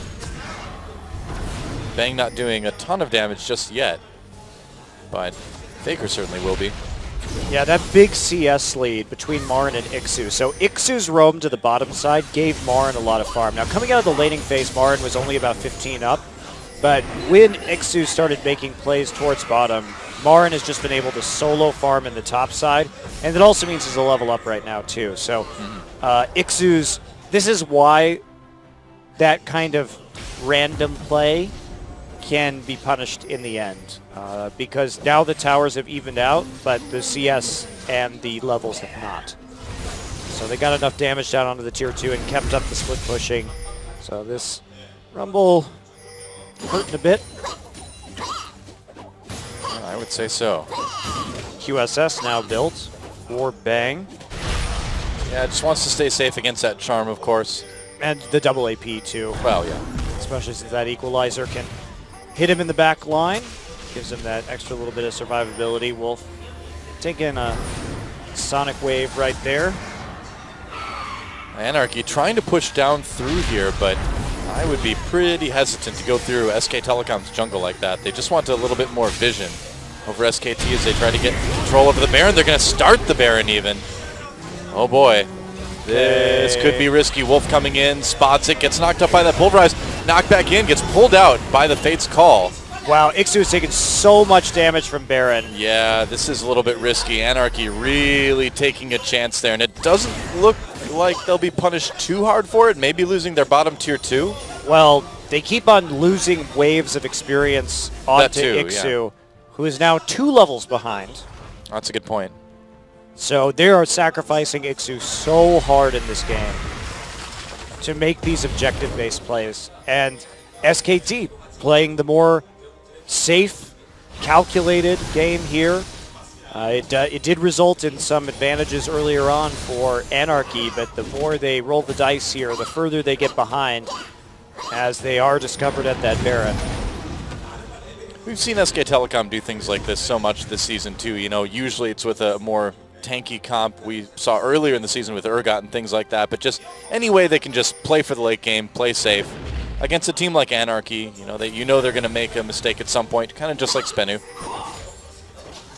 So although SKT just denying those picks. I'm still impressed with how tightly Anarchy has played this game. I think that they definitely came off their week-long break looking a bit more poised, and they haven't been rattled by SK Telecom. They've traded objectives pretty well, all things considered.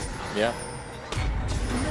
Well, getting that week of practice is certainly nice. Oh, they're going to go in onto Mickey. There's a play after the knockup from the Fate's Call, and Faker with an easy finish to that pick.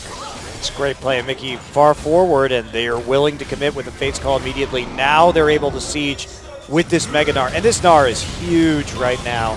Yeah, they have to be very worried about a dive. He's been able to get very farmed, very tanky, and there is nothing they can do to stop this Tier 2 from going down, and SK Telecom with a good opportunity to just grab a Dragon on the way out too.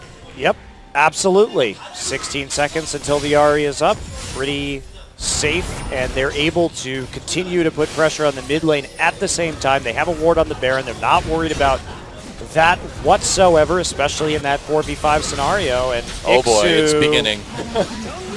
There's the Dragon. Faker doing a lot of damage to Ixu. Yep, Faker has that Lich Bane now. He's at the point where people are going to start getting blown up pretty quick. Yeah, he just doesn't have that much AP yet. Obviously, getting the Lich Bane does delay some of your big HP or AP items. Yeah, you do have a little bit of extra burst from it, I suppose. And yeah, it's right now primarily, it's good for the movement speed and the Q, repeating the Q and kiting in combat. So his sustained damage is very good. His burst, not so much compared to other Victor builds that we've seen where he would have a faster death cap or something like that.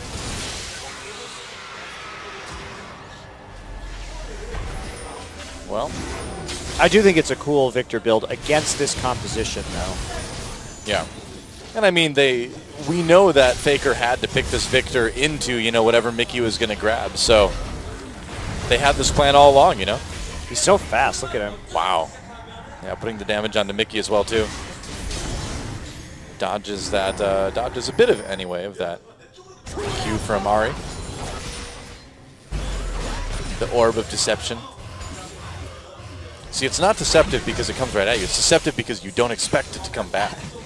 You don't expect the true damage on the way back either. That's right. Well, that's why it does true damage, because you're not expecting it. There's no defenses. You were caught flat-footed if we want to talk in Dungeons & Dragons terms. Oh, Wolf caught a bit flat-footed. Saved by the Fate Call, though. And they're going to catch Lear out of this as well, too. Lear in a lot of trouble. Marin doing a good job of blocking the rest of the team. Goes Mega Gnar. They're going to turn around. Bengi there as well. Ixu jumping onto Faker. There's a culling. Faker gets a shield, gets that with his life. And here comes Bang trying to clean up the rest of this fight. Meanwhile, Songyun slammed against the wall by Marin. And SK Telecom is going to take a pretty resounding team fight win here. Marin grabbing the double kill at the end of it, and this looks like something that you might be able to transition into a Baron. They will. Yeah, Faker not even going back right there. He's just... Yeah, he's got the shield. He's got his shield from his Q. He's happy enough in that, especially with the lantern there as well. Yep. So, plays a little bit dangerously, but his cooldown of that Q is so short right now that it doesn't really matter. And they mess up the Rend a little bit. Marin punishing in the meantime. So let's take a look at this one again. They go on to Wolf, but the combo blown on just Wolf, and he's immediately taken out. No charm, no combo now. SKT's perfect to re-engage. They get on to Lyra, but he's out of the Marin kind of running around in circles right there a little bit. Could have done more if he had stayed close to Faker, considering how many cooldowns were actually blown. But Faker bang very easily moving through this team fight. Not a lot of threat remaining with all the CC, so he's able to sustain himself with the Bloodthirster. I feel like Marin did a pretty good job actually in the mid lane of keeping everybody from engaging as quickly as they could have on Faker. Well, he like jumped into the lane and there was nobody around him, so... Which is scary. It was intimidating, man. And it put him in position to make that play on Songyun. So... See, sad Mickey. Sad Mickey. Well, he's got the Luden's Echo. Faker has a fully upgraded Hex Core now. Yes, he does. And that does take the place of, you know, your more traditional AP item being lacking as well, too. He did get a chance to pick up the needlessly large rod, so now the AP is really starting to pile up on this Victor. He's getting extremely scary. Yep. 4-1-1. He's got some information for you, and the info is you're dead. It's a very cruel helpline. That's right. Doesn't help you at all, really, when you think about it. Well, it depends on what you want, though. It depends on what you want. I suppose that's true. Oh, that got dark. Wow. Jeez. Well, Faker just walking up to this inhibitor turret now. Just Dr. Kevorkian on the other end, you know. Well, Victor Kevorkian. Well, all right. Here's the Baron push. With Faker's AP, very difficult to resist this, and the fact that he already has that Lich Bane for so much damage to the towers. Yeah. SKT still just kind of playing it safe, just slowly, methodically bulldozing their way for a win. There goes the bottom tier 2 turret. It's been such a technical game from SKT. They've done a great job of just playing calmly, taking the low-risk plays, and over a long enough timeline that results in a lead. Yeah. And Ixu now more than 100 CS behind his opponent. You know, Anarchy hasn't played badly either. It's just SK Telecom seemed very prepared for what they needed to do in this game. This is just one of those textbook examples of why you play the game a certain way.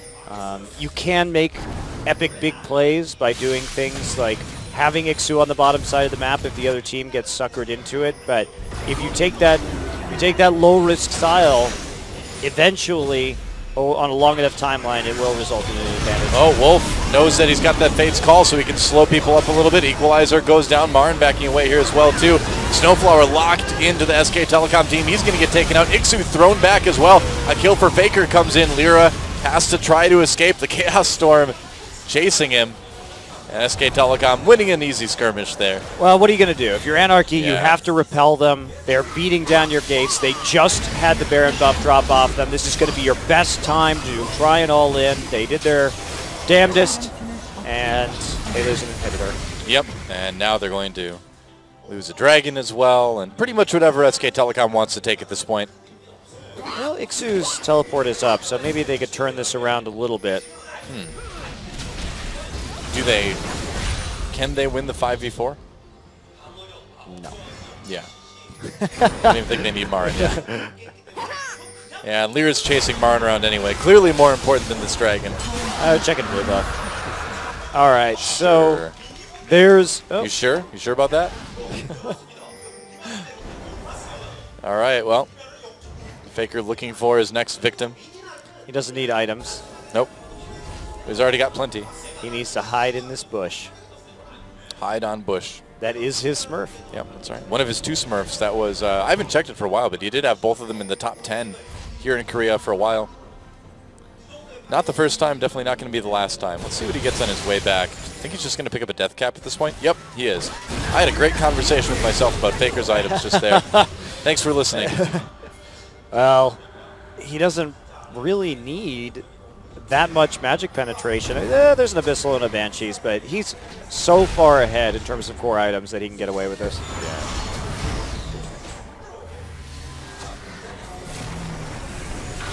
And SKT still just grinding their way to victory. Very methodical win. Yep. And unless disaster strikes them, it would be really difficult for Anarchy to make a big comeback right here. Unless like NoFade just can't take it anymore and he like barges his way into the booth and starts attacking people. I think SKT is going to be fine.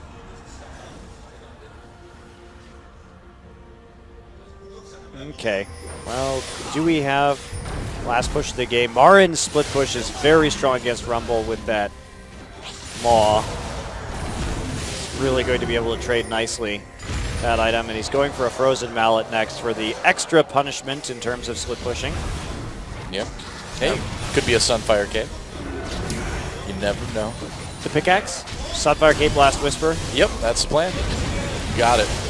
Snowflower comes in to try to make a play. I mean, Anarchy has to do something, but SKT pretty prepared. Victor with an easy kill for Faker there.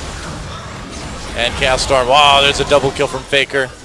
It's a lot of damage. Mickey trying to come in from the flank, but they spot him going back there. Faker chasing now, gets charmed, but Faker's like, all right, see ya. Goodbye. Time to win the game. Yep. Or is he? Nope, the great Mickey chase. And that's going to leave Bengi kind of on his own here. And Faker maybe should have stuck with his team. The game would be over if he had. Might still be over anyway, but he's still chasing Ari. All right, this has gotten a bit silly. And now the rest of his teammates just decide, well, I guess it's time for an inhibitor. Oh. Oh, Faker, come on. You almost had him. Dun, dun, dun, dun. Well, it's more like if Jaws was blind or something. Faker's decided jungling is more important now. Yeah, take the entire jungle. You need that gold, man. Nope, left a wolf. Nope, he didn't. Faker's merciless. Oh, what do you know? It was the Frozen Mallet. Wow. What a surprise. Shocking. Faker's like, hey guys, there's another Baron. Let's take it. Bengi finally here to help out a little bit with that tanking. Faker, even through his shields, gonna get into trouble with that one. And here come the rest of SK Telecom. Lyra looking for that steal. Marin just popping over and making sure nobody has an easy time of escaping. They turn away pretty quickly though. Faker at 50% HP, a little bit dangerous. Yep, and they're just going to turn back onto the Baron now, and it will go down very quickly. And Marin already recalling. So Faker just helping them take that Baron buff, and SKT is going to come back and win the game. That's right. I think that's a pretty safe assumption right there. They get the Baron. Bang and Wolf don't have to go back. Start moving this minion wave up. Go for that very clean victory. With all 11 turrets, all 3 inhibitors. And Faker must take every living thing on the map at this point. Well, he has 2,000 gold. We'll see if what he buys here. Got to sell that ring, man. He's still got his Dorn's ring. There we go. Void Staff. Yeah. It's a good pickup. All in one go. Yep. Well, 6-item Victor. No one was ever scared of that. No, he's only got 865 AP. It's crazy, too. He has 417 move speed before he hits somebody with his Q as well. So he's pretty fast. Even Marin has 260 attack damage. Wow. That is a lot of damage for Anar. And now, gonna go. Faker needs this blue buff. Got to get that sustained. Faker, you're not going to get the CS record this game, man. Don't even try. He's like, oh, okay. Time to end the game. Practicing his Victor mechanics on the blue buff, you know. All right, there goes the inhibitor in mid lane. And SKT wanting to close this one out very thoroughly. Marin's nearly Meganar here. Wow. Had to throw the house before you take the lantern, you know. Guess so, yeah. There's going to be a small window of time here while Marin is in Mini-Nar form. Do they need him to be Meganar, though? No. Yeah. They can kite very well with him, actually, in Mini-Nar. That's one of the big advantages that the Frozen Mallet has, is that even if you're in Mini-Nar, you can just kite out of a fight. That gives you some pretty legit power. Bye. Oh, Snowflower gets pulverized, gets killed by Faker. Fate's Call saves Wolf for now. And meanwhile, Marin running in. helping Faker pick up another kill or two. Lear on the way out, triple kill for Faker. It's not going to be the Penta. We've already got a kill for Bang, but it is going to be the end of the game as Faker looking for that Quadra. Nope, looking to just kill the Nexus, and that is his SK Telecom with a pretty easy win in game 1. GG. And that means that Faker is what of Hecarim in the top lane. So do you think it's going to be a first pick Hecarim if it gets to that point, or do you think they'll maybe go with the LeBlanc instead? Could go with the Alistar. Oh, that's again, true too. Or that's the Gragas, depending on which one is available. Now that they've banned the Cassiopeia, they're going to get one or the other, and LeBlanc. there's LeBlanc. So Right. it will be Gragas and Alistar. I think you take the Gragas here. Lyra's had a lot of pretty good plays on Gragas. Not a lot of wins, but a lot of good plays. SKT could go a pretty safe Hecarim pick here without that Frozen Mallet Gnar to really punish in the split push. Maokai also available for Mar as well. Yeah, probably not going to take that in Alright. the first round of the draft. But you will take whichever of Alistar or Gragas is available. I think Anarchy will just prioritize Lyra's pick because that has been a very good champion for Lyra. And because they need that pressure on the mid lane to deal with Faker. Yeah. And so the first two picks coming out for SK Telecom now. They've got the option to take that Rumble. Alistar still available as well. Yeah, Alistar Rumble was Anarchy's first two picks on the red side last game. Anarchy showing that they do want to try and take that away, and so that'll be a lock-in for Marin. He gets back to his most played champion of all time. Yep, there's the Alistar pickup locked in. It's going to be going to Wolf, of course, and so two more picks over to Anarchy. So is it going to be the Janna, maybe? It'd be a little bit odd to see it picked so early, although it doesn't really matter, I guess, if the support is already chosen on the other side. I love the Gragas pick for Anarchy because it allows them to be disruptive and really play to Mickey's strengths on Assassins. Get him somebody to burst down in terms of that single target damage. They may take a little bit of disengage here as well. Maokai. With this Janna, do you think this is a situation where they're going to go for some sort of late-game hyper-carry ADC? You know? Absolutely could pick Vayne with this composition. This is a very good composition for Vayne. If they lock in the Janna and the Maokai, you isolate someone. If there's a flank coming in, just go ahead and burn the Monsoon. And you also have a way to create a pick with the Twisted Advance. But Hecarim also just fine with this composition with Vayne. The core part is really the Gragas is the strong part with Vayne. And they will switch over to Thresh. So opting for a bit more pick potential here. Well, Nunu and Sivir immediately hovered over by SK Telecom. And Sivir, of course, is never a bad pick for Bang right now. What about this Nunu, though? What is Bengi doing? I don't know. It's a bit odd. All right, well, there's your Photoshop / animated GIF / whatever opportunity for the evening. Enjoy. All right, so Nunu here, of course, a classy pick for Bengi. Classic Bengi pickup. The Rengar definitely not in Bengi's wheelhouse, but the I think the Urgot's coming in, but we'll see. Okay, back to the original two. Nope. Rek'Sai. So they really are putting emphasis on the early and mid game. Sivir, Rek'Sai, Rumble. No classy Nunu this game. Very strong dragon control and early to mid game team fighting. Anarchy going to be a little more reliant on items, at least with the Hecarim. So do they go full scaling here with the Vayne? Wouldn't surprise me. Yeah, I think that was kind of going to be the plan all along. It seemed like they were hinting at it. Vayne Ahri, they could go full NAJIN with this composition. Yeah, that's true. I think you're still confident in Mickey's Ahri. He played it well last game, and the amount of disruption. Ooh. You might want to take that Victor away from Faker, though. I suppose there is that. Now does Faker get saucy and play the reverse matchup of Ahri into Victor? Of course he does. Of course he does. Yes. Yes, I think you do exactly that. I would not be surprised one bit. It's good with the team, too. Very good. Yeah, it is. Very good pick potential. Yeah, and they're going to lock in the Victor in the Vayne. So what's the pick going to be? This is probably not going to take them very long. Mid-Jana, yeah. Let's see Faker do it. Can he get the win on Mid-Jana? He continues his A to Z of Champions wins. He got the Mid-Aurelia. Now it's time to go down the list. That's true, man. If you can win with Mid-Aurelia, you can win with Mid-Jana. Her AP scaling is pretty out of control with that whirlwind, you know. You can do a lot of damage in the end. You shield yourself. It's like giving yourself a BF sword in lane, you know. It's a lot of trading. Yeah, the Ahri, though. Oh, Orianna.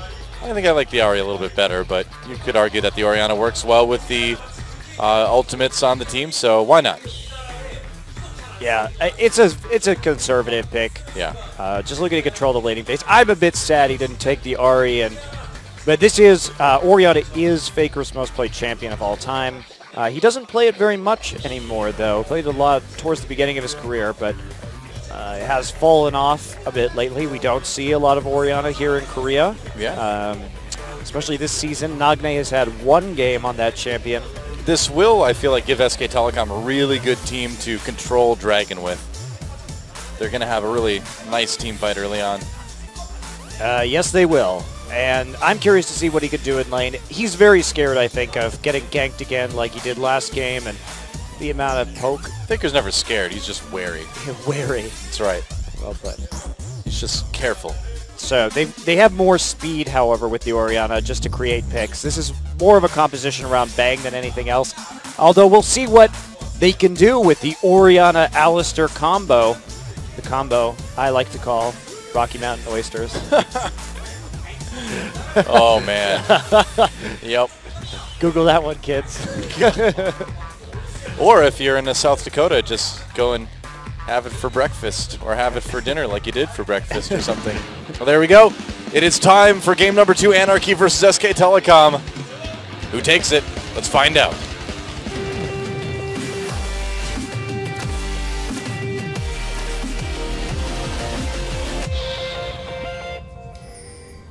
See, I live close to South Dakota, but I never did have that. There's tons in Colorado, actually, where I've had them. It's like a Western Midwest kind of thing. Yeah. Well, Mickey doesn't feel like he wants a trinket this game. Who needs trinkets anyway? He's already got the Hextech core. He's like, this is enough trinkets for me. He's like, wait a second. I feel like something's missing. Yeah, we'll see how much this hurts him, actually. If he doesn't have some vision early on, whether SKT is going to adapt to that and try to get up to some shenanigans. Lyra and Ixu going to get into the jungle and on to Bengi. There is a Command Protect, so starting with the Command Protect this game. I guess so. Well, I suppose the Faker's going to just sit back and farm. That's not a bad choice. Uh-oh, Mickey may have to flash. Oh, no.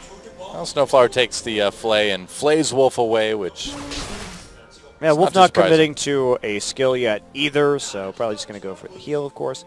But yeah, the Flay will prevent any kind of pulverized shenanigans at level 1, so deep ward in onto the red buff for both teams, finding the opportunity to check out some of these starting jungle paths, and now Bengi just going to the Gromp. Going to the Gromp. He's got to get to the Gromp. He got there. Good for him. And meanwhile, we're going to have a Gromp start on the other side as well. Everybody gromping. Yep. Can't stop gromping. Sounds like a dance that should be banned at high school prom. I know, yeah, that's right. Chaperones will be watching to make sure there is no gromping going on. That's right. Yep, it's the latest trend in clubs, you know. Gromping. I don't know what the kids do these days, you know. I have no idea. Yeah. We're so out of touch, Joe. I know, right? We are. We need to spend more time on Reddit. The voice of a generation. That's frightening to think about. It's a beautiful chaos, though. What can I say? It is a tapestry of diverse opinions and intelligent thought. Yeah, and you know, preferences, what people are into. Well, Bang doing a bit of poking here. Whoa, gets grabbed by the net sentence. Bang is in a little bit of trouble. Nice pulverize from Wolf, though. Hits both Snowflower and Songyun. That probably saved Bang from having to use his flash there. Wow. Oh, Ixu. Yeah, he did have to burn his heal, though, and he took his spell shield second, so some misplays there. Bang going too far forward and actually spell shielding nothing at the end of that. And it's a pretty big hit. You have to play conservatively levels 1 through 3 if you have an Alistar in that lane. You simply just can't trade with a Thresh that early on because he's just sitting there yelling heals at you. Do you feel better yet? Walk it off. He's basically just a hell of a personal trainer. That's right. To have like a motivation context or a contest with the guy from Whiplash. I don't know if anyone would survive that, though.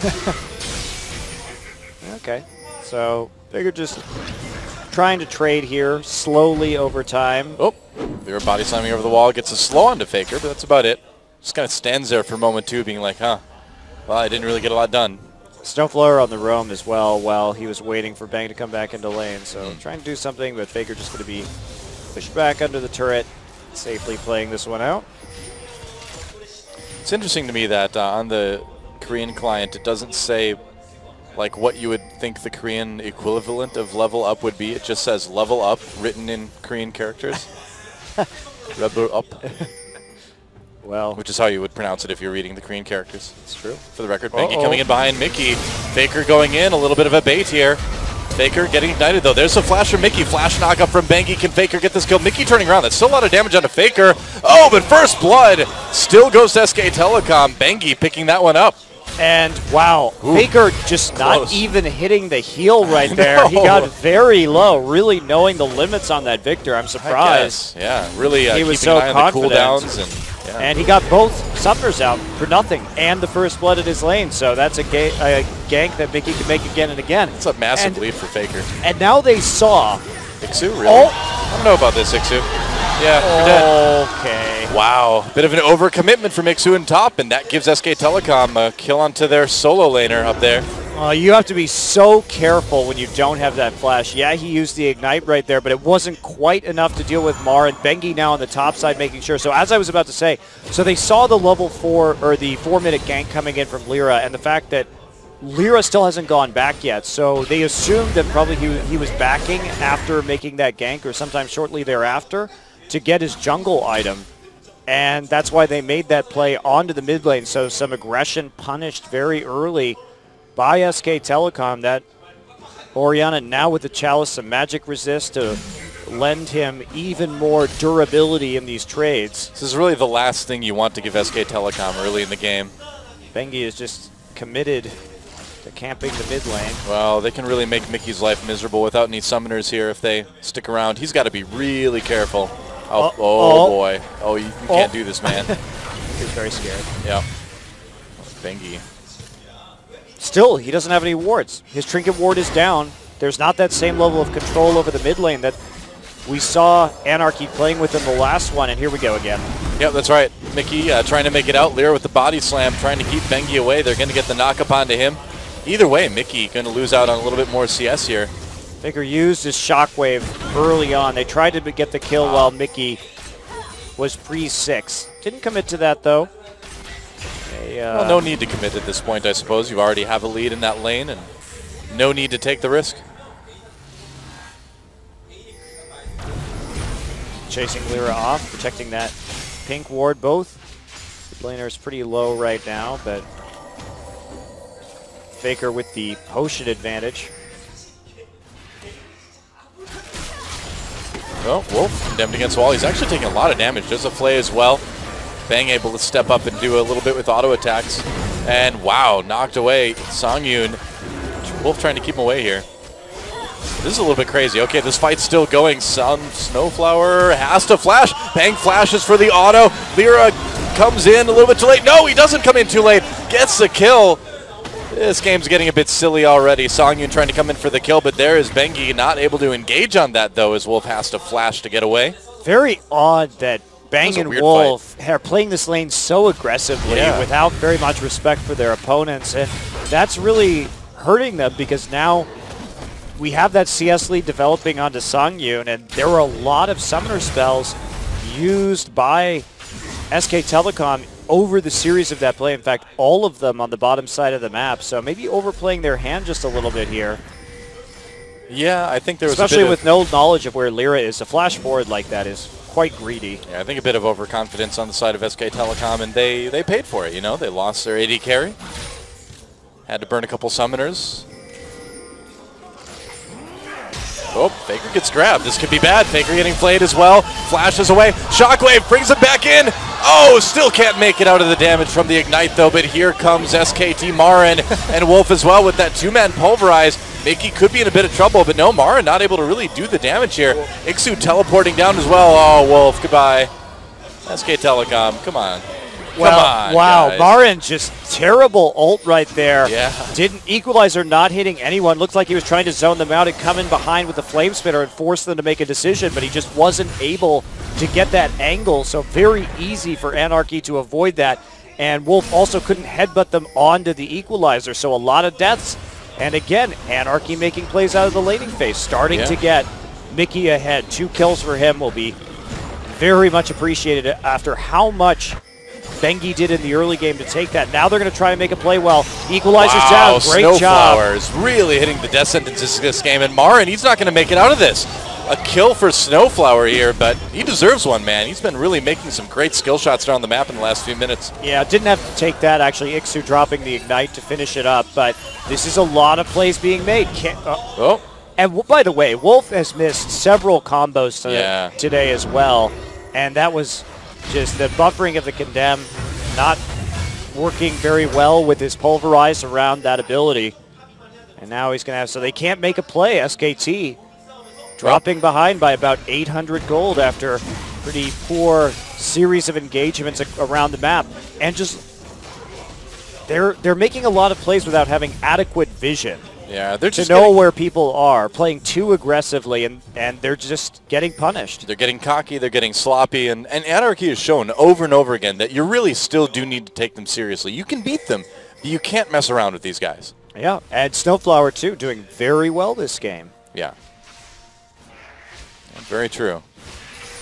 And so, it's another occasion where, Faker manages to steal the big raptor, but it's another occasion where SKT is going to just kind of sit back and play for the late game now, I guess. I guess they are. They're not too far behind in gold yet, but there's some really good scaling on the Anarchy composition. So now they're going to be fighting a bit of an uphill battle. They want to go ahead and use Bengi's tunnels to try and take out an early dragon. They have position over the river right now, but they're going to take a lot of damage from this drag. Yeah, even with the ward there, though, it doesn't look like Anarchy is wanting to contest this. They have TB advantage, so there's not really much that Anarchy can do besides attempt like a death ray steal here, but it's going to be too late.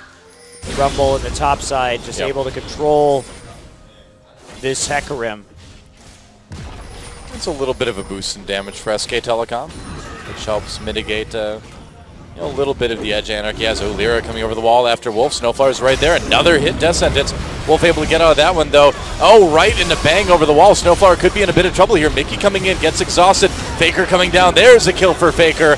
Onto the support. Up, but responding Mickey able to take out Wolf. So both supports going down. And again, it just feels these are such awkward skirmishes happening in this game. Well, right there, Bengi was farming the bottom side jungle while Wolf was trying to clear out a pink ward. They really overcommitted to that. Look how many pink wards Anarchy has in their bottom side right now. They are desperate to protect this Vayne and to make sure that Songyun can continue to get an advantage in this laning phase. Well, they're doing a great job. They're blacking out the vision from SKT, and when you don't have any vision, I mean, they had 5 pink wards down up until just a second ago. When you don't have any vision, you need your jungler and support to work together in order to get control. And that's just not happening.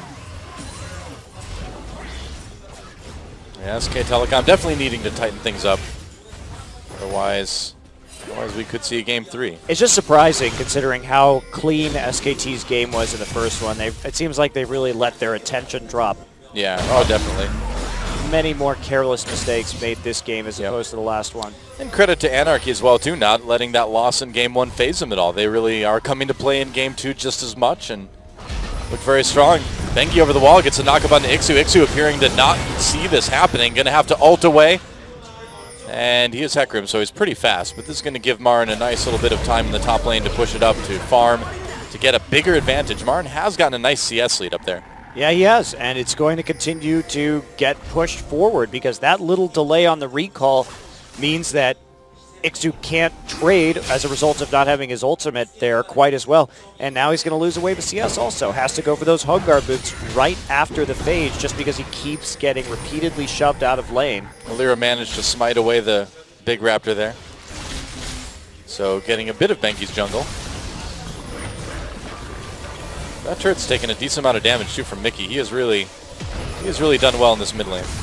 Yeah, and Lyra and Mickey, that's a great synergy that they have going down. We've seen them rack up those kills out of the laning phase, work well around each other mechanically, and now they're just zoning out Faker and Bengi, trying to take this mid lane turret and seize control of this game. Meanwhile, the Vayne going even in terms of CS on the bottom side. Down a kill, but still in a really good place. Yeah, and it looks like they're just going to be able to take this mid lane turret, so Anarchy able to scrap out a couple of early kills, get that first turret. Bang has to run out of the bottom side too. Just has to pop his ult and his flash to get out of a 1v1 versus Songyun, who just tried to engage him right there. Oh, Mickey coming in to scout out this blue buff, but they're not going to find it. Wow, a grab onto Wolf. Wolf caught in the gravity field as well. The box going to go in for the headbutt pulverize here, but Lyra's going to zone out Bang. Bang's still low health here. Bang actually going to get taken out by Lyra. Faker manages to get the kill onto Snowflower. Bang's still alive for the moment anyway. Can he make it out though? Mickey goes down. Meanwhile, Lyra able to get that kill finally. Wolf comes down, gets the exhaust onto Lyra. There's a pulverize as well too, but he needs the rest of his team there. Bengi coming in, and now Lyra a little bit on his own.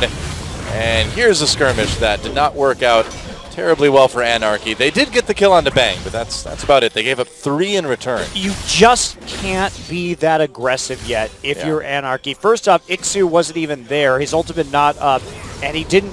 I don't know if his teleport was still down. It was definitely close to being up or up. Marin able to respond with the TP. But one of the advantages that SK Telecom has is how tanky this Alistar is in the early game.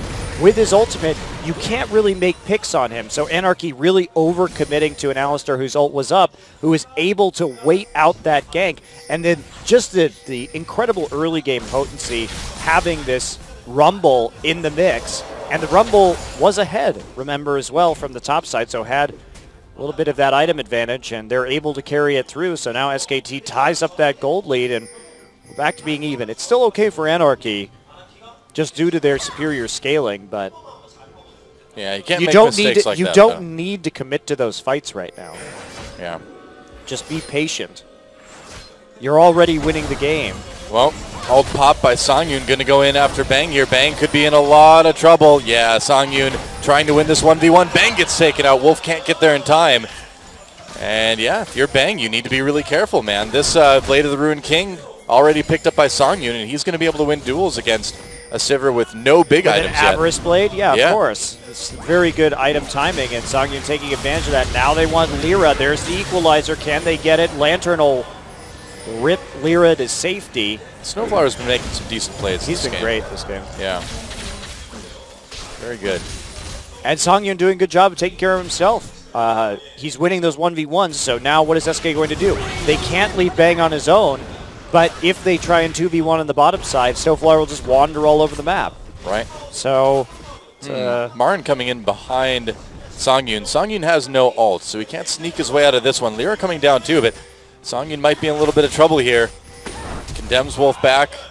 That was Wolf coming down, actually. And they get the flash, at least, out of Vayne. I thought that was Marin, but I was wrong. I mistook the Yordle for the cow, or vice versa. A common mistake. Yeah. Oh, yeah, happens all the time. Oh, Wolf getting way too close to that. Gets hooked. Box used by Snowflower, and that's a nice ult to get out of the way right before this dragon comes up. Really awkward right there to try and make that pick when you don't have very much damage for backup.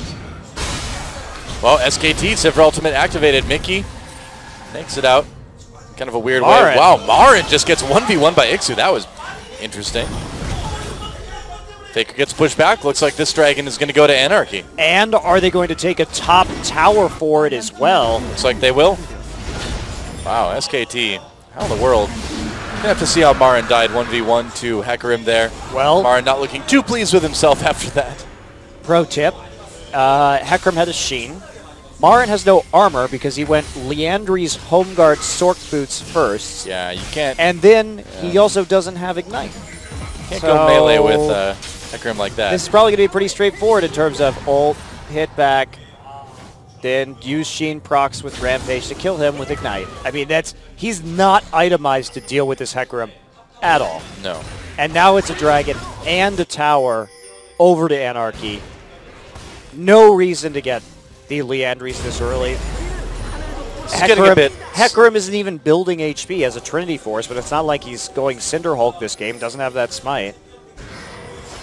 This is starting to get a little bit scary for SK Telecom. Yes, it is. They really can't make any more errors this game if they want to win this one 2-0. And Anarchy doing a really good job of punishing SK Telecom every time they step outside of. And doing a great job of controlling the vision as well. They've had so many wards down on the map. All right, well, Songyun not able to get the 1v1 against Bang there. Wolf is there to support him. Meanwhile, Lyra, though, getting into the jungle. Great timing from Anarchy. Look at that. The wave is pushing forward. There's like one hit left on the turret in the bottom side. So the support and jungle move in to zone them off, threaten them on the backside of the tower. That leaves Songyun there to collect the gold off the turret and puts this Anarchy team in a very good position to contest the blue buff right here. TP advantage to SKT for a brief time. Well, headbutt pulverized, Songyun and Snowflower knocked up. Here come Faker and Bengi coming in, zoning with the gravity shield. Mickey doing a lot of damage to Bengi. There's a nice equalizer. Oh! Whoa! What a shockwave! That is huge. SK Telecom going to crush this team fight. Lyra sneaks his way out of this one. I don't know if he's going to be able to escape, but this is what SK Telecom does. While Lyra does make it out, but and look at the narrow timing they hit right before Ixu had his TP up. Yeah. They knew they only had about 10 seconds to make that play, and they actually executed. Equalizer Shockwave doing some insane work. This is kind of against Anarchy, and now SKT's back in it. And this is what is so good about this SKT lineup, and what is so good about Faker is that he can come in and make a play and get you back in the game. Right. I mean, it was a great equalizer from Marin as well, too. So good synergy. And that is wonderful communication right there. And such confidence to make this play while the TP is just barely not up. There we go. Coming in right there. Right onto the equalizer. What a beautiful combination. And then the spell shield, too, onto the explosive cast. Marin able just to come through and finish off for the double. Wow.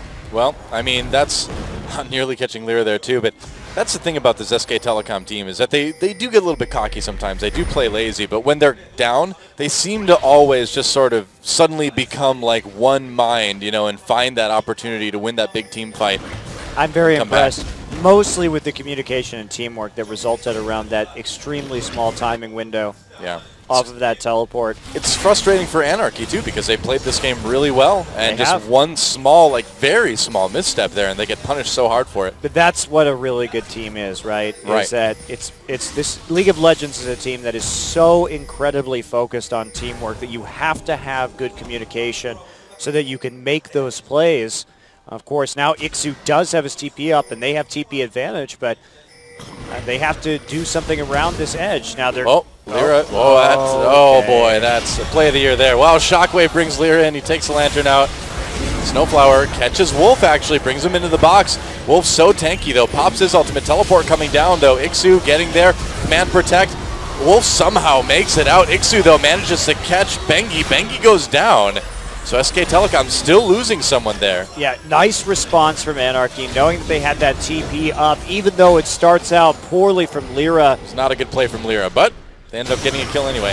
Oh, they grab Faker. Wow. Whoops.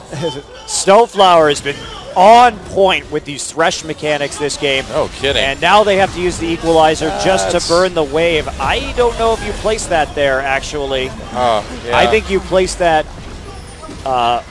vertically along the minion wave instead of in front of the tower, because Anarchy was just able to commit to that before the minion wave actually died.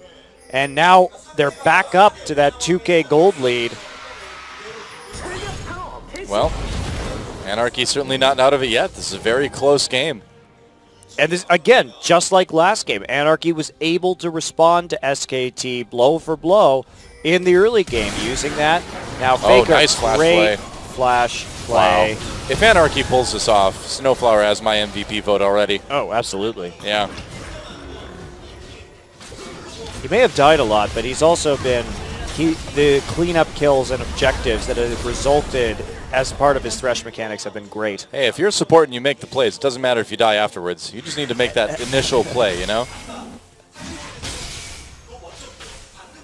Faker going for the Echo here. Wants that move speed to dodge around and kite a little bit better, especially since... It's good poking, too. Yep, great poking. As we can see there.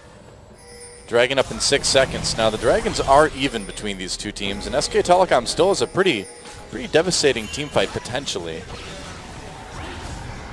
But it would still be close. SK Telecom, though, has the advantage where they, as far as this Dragon goes anyway, they've got the position that they want. SIêU has a good flank going right now, but no one would teleport for that edge at the moment. Marin looks like he may finally be moving towards the zone. Yes, maybe it's just a death cap, though. Yeah, could be SIêU trying to come in from the flank. Wolf pushes Lyra back a little bit. Oh, SIêU got a little bit too close. Has to ult away. After losing half of his health there, Faker's still saving that shockwave. Flash harpoon for Marin to slow him down. Meanwhile, Bengi, though, takes a lot of damage. Or a little bit of damage anyway from Mickey. Dragon activated. Still up. Yeah, and without SIêU there, without that ultimate, SK Telecom in a good position to take this, but ANARCHY's still threatening. Looks like the Dragon's going to go to SK Telecom, though ANARCHY has to back away. No TP available for SIêU to get in there and actually go and make a play with home guard TP or something like that, so they do have to back off. That said, it's just a Dragon right now. They were smart not to commit to that. Yeah, they didn't lose anyone. They didn't lose anyone. They still have tower advantage by 3. And it looks like they want to try to flank from behind here. Yeah, SIêU back. Bengi's still at about half health here. SK Telecom needs to be careful. Well, right now, ANARCHY has to be very concerned with clearing out their side lanes. And with Marin having TP, he's got a lot of choices of where he wants to go. So SK Telecom just trying to play this very cautiously, disengage from anything that's going on right here in the mid lane, but still provide pressure onto top and bot. And they are successful in that. Side wave control, very good for SKT, and that's going to result in a tower. Yeah, Marin is going to come very close to getting it at least. Minions not quite able to finish it off. A little bit off. That hurts. Yeah, the next time, though, that ANARCHY leaves that tower unattended, it's going to go down very quickly. Still, though, the gold would be nice to have right now. Yep. Now, Bang has been able to keep up on CS with this Vayne, but... Well, that's not saying much. I know. If Songyun's able to get decent positioning in a team fight, things could get pretty ugly for SK Telecom. All right, going after this mid lane turret. One thing SKT does have going for them is that this mid and bot lane turret are both very low, so they could potentially close up the gold gap very quickly if they get an opportunity. Yeah, they absolutely could. They get nice the flash. Force on the flash, although shockwave will be unavailable for future disengages, but Snowflower has been very reliant on that flash for playmaking. Exactly. So that actually takes away ANARCHY's main initiation tool because Lyra hasn't had the best explosive casks this game. I think it's a good trade. I mean, Shockwave does not have a very high cooldown. Okay, so here we go. Marin again just trying to get this wave into the tower. He's reluctant to move past the river given the lack of wards on that side of the map for him. And again, sideways in favor of SK Telecom. They're applying very slow, even pressure on the map to chip down these turrets and eventually get something out of this game. Faker more than likely going to be picking up the death cap next. Not really needing his Zhonya's yet. Yeah, just going for that damage. I think that's going to certainly be the important thing when you're looking at like a Victor and a Vayne on the other side. If you can blow one of them up, that's a one-team fight. All right, Marin also recalling, finally has his Zhonya's done. That's going to be a big game changer, actually. for SKT. Yeah, Marin's finally able to at least fight this Hecarim a little bit. It's still not great, but you can at least kind of keep the lanes from pushing too far. That turret's getting very, very low. All right, SIêU wants the flank attack here, but SKT no longer seeing that Hecarim. They just watched him walk up the river, and so they're not going to be too confident in that. Now SIêU will... is he going to save the tower? Looks like he gets the minion wave just in the nick of time. Once again. Well, this is just a game of wave manipulation for SKT right now, and they're confident that over time they will succeed. They need to deal with top lane, though. Oh, they will. They'll pull back off mid a little bit, send somebody top side, and then continue the very slow pressure that we're seeing right now. SIêU getting burned down slowly as a result of this Liandry's Torment, so he's not going to be winning these trades anymore, as long as Marin can kind of kite him with the harpoons. He's doing okay. ANARCHY, though, really wants this tier 2. They see Bang all the way up in the top lane, so that's a cue to move down and take this. And is there really too much SKT can do about this? I don't know. Don't think so. Great job. So ANARCHY takes a wave of their own, drives it forward, and then cuts SK Telecom out of their jungle while there's a large recall going on, and they'll get another tower for it. So well played. ANARCHY definitely looking a lot stronger on the map than we've seen them in the past. Yeah. Well, a lot stronger in general today, despite that loss in Game 1. I mean, it's hugely problematic that Marin didn't kill that turret, the 4 HP turret, which would have bought them more time to push up the bottom side of the map. Well, looks like that week off has really done ANARCHY a lot of good, huh? Yeah, it definitely has. All right, well, SK Telecom taking the opportunity while ANARCHY goes back to get some control around the Baron pit. And a Baron for SK Telecom would make a big difference in terms of trying to get themselves back into this game. Well, they're finally going to get that last 4 HP on the bottom tower. You know, with the next dragon coming up in 32, if they can get that third dragon for the move speed too, that would certainly help them in terms of bouncing between lanes and controlling things a little bit better there too. Well, if they can't get this mid-tier 1, they're going to have a really hard time getting the dragon. Yeah, true. Just because with 2 towers down in the mid lane, ANARCHY can start threatening their inhibitor off of a dragon immediately, and especially at 30 minutes into this game, they can just shove up and force SKT off the dragon repeatedly, or perhaps they lose that inhibitor tower. So SKT is on the defensive, and there's a lot of tricks that ANARCHY can pull, which is exactly what we're seeing right now. Oh, here we go. Wolf misses flash. They couldn't catch Songyun. There's Equalizer coming down, though. Songyun taking the lantern out, but Mickey gets caught. Marin goes in for the kill. He gets it. Marin very, very low, too. Meanwhile, they push SKT back in the team fight, but that's going to help SKT get on to Bang. They need to be careful. Your Faker on the run as well. Bang in a lot of trouble. Gets back to his turret. Can Faker get over the wall? He can with his flash. So they trade 1 for 1, but losing Mickey certainly is a bit better for SK Telecom than having to give up Wolf, but they will have to give up the Dragon because of it too, it looks like. Wolf is having a really bad game. Yeah, I mean, he has mechanically misplayed so many times on this Alistar. One of his best champions, Faker gets hooked. grabbed. Snowflower on the other end making great plays, and Songyun picking him another kill. Wow, this is just kind of a nightmare for SKT, but you're right, man. I mean, Wolf having one of the worst games I think we've ever seen him have. And that's the thing with Wolf, is that he's usually very solid, but he does have like some of the most off games that we see. Yeah, and when he's bad, he's real bad. Faker just falling to a brush trap right there from Songyun with another hook for a kill, and that'll be a tie-up in Dragons for ANARCHY in this one as they move to over 3,000 gold in the lead. Yeah, and it's more than that, too. It's the map control. It's denying that third dragon. It's the fact that ANARCHY just keeps getting stronger with this team, too. Great composition for the late game. Yeah. SKT in a lot of trouble right now. Yeah, it's going to take some pretty spectacular plays from SKT to come back in this one, which is not a position we see SK Telecom in a lot.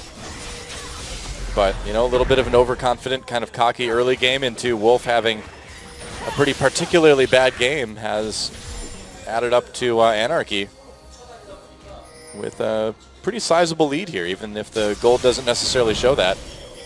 All right, well, pulverize onto Mickey, but nobody there to take advantage of it. Nice, forcing Wolf's ult again right there. Yeah. I don't know what Wolf was doing. There was no one around from SKT to really capitalize, you know?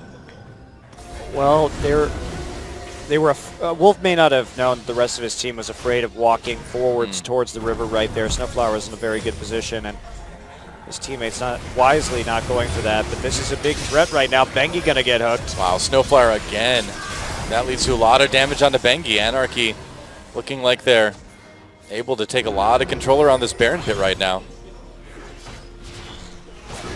Again, so many ping wards all the time from Anarchy. This is a team that really values pink warding the map. Lyra with the quick clear. Look at this. They can't take this mid turret. Anarchy's been doing really well on the map this game, and they've got all the information they need to continue to make plays. Nice warding right around the Baron. He's just looking for picks, and they've been cutting SKT off the entire game, carving up the territory inside SKT's jungle to make it as difficult as possible to respond. Now the ping's on the Baron. Yep. And they've got the vision that they can maybe make an attempt here for this. Now SK Telecom can see it too. Well, they can't see in the pit though. Yeah. Oh, Bengi. Bengi could be in a little bit of trouble. Uses that knockup, gets knocked back himself as well. Wolf kind of off on his own, taking a lot of damage. Wolf getting very, very low. Has to pop that ultimate, and can he stay alive just barely here? But Anarchy with another great position. Well, they pretty much had to face check that. There wasn't really any other way forward for SKT, and that is a very favorable trade for Anarchy. I would say so. As they just continue to play with vision on the outside. Bengi again. Bengi gets grabbed. There's Equalizer coming through. Ixu over the top onto Bang. Bang in a lot of trouble here. Faker not even getting a good opportunity to use that the shockwave rather. Double kill for Ixu. And they're going to chase down Marin as well too. Faker already backing. Sonya's not going to really help too much. Marin only delaying things. Great is almost Baron certainly baiting, going to be and there's an inhibitor. Yeah. As there's just too long on these death timers to respond. SKT really dropping off in terms of vision. Sidewave moving in. Can they get a tier 2? The last remaining one on top of all this as they really increase their gold lead. Anarchy doing a great job of closing out this game. They look very poised. Yeah, this is probably the best game we've seen from Anarchy all season long. Yeah, they're looking really good after taking the week off. Even when they took some knocks in the mid-game, and it looked like they were going to have a hard time actually closing this one out, they responded immediately, tried to make a play in response on their own, made it work. Snowflower has been a big reason why they've been setting up plays very nicely all game long, and now that scaling advantage starting to be extremely dangerous. Yeah, well, flash pulverize onto Mickey, gets knocked back as well too. Faker trying to get to him, gets exhausted. I feel like that headbutt may have actually kind of messed up Faker there too. He kind of headbutted him out of the range of the ball. Faker with the blue steel though. Yeah, gets that. SK Telecom would have to go full SK Telecom to win this game. It's going to be tough.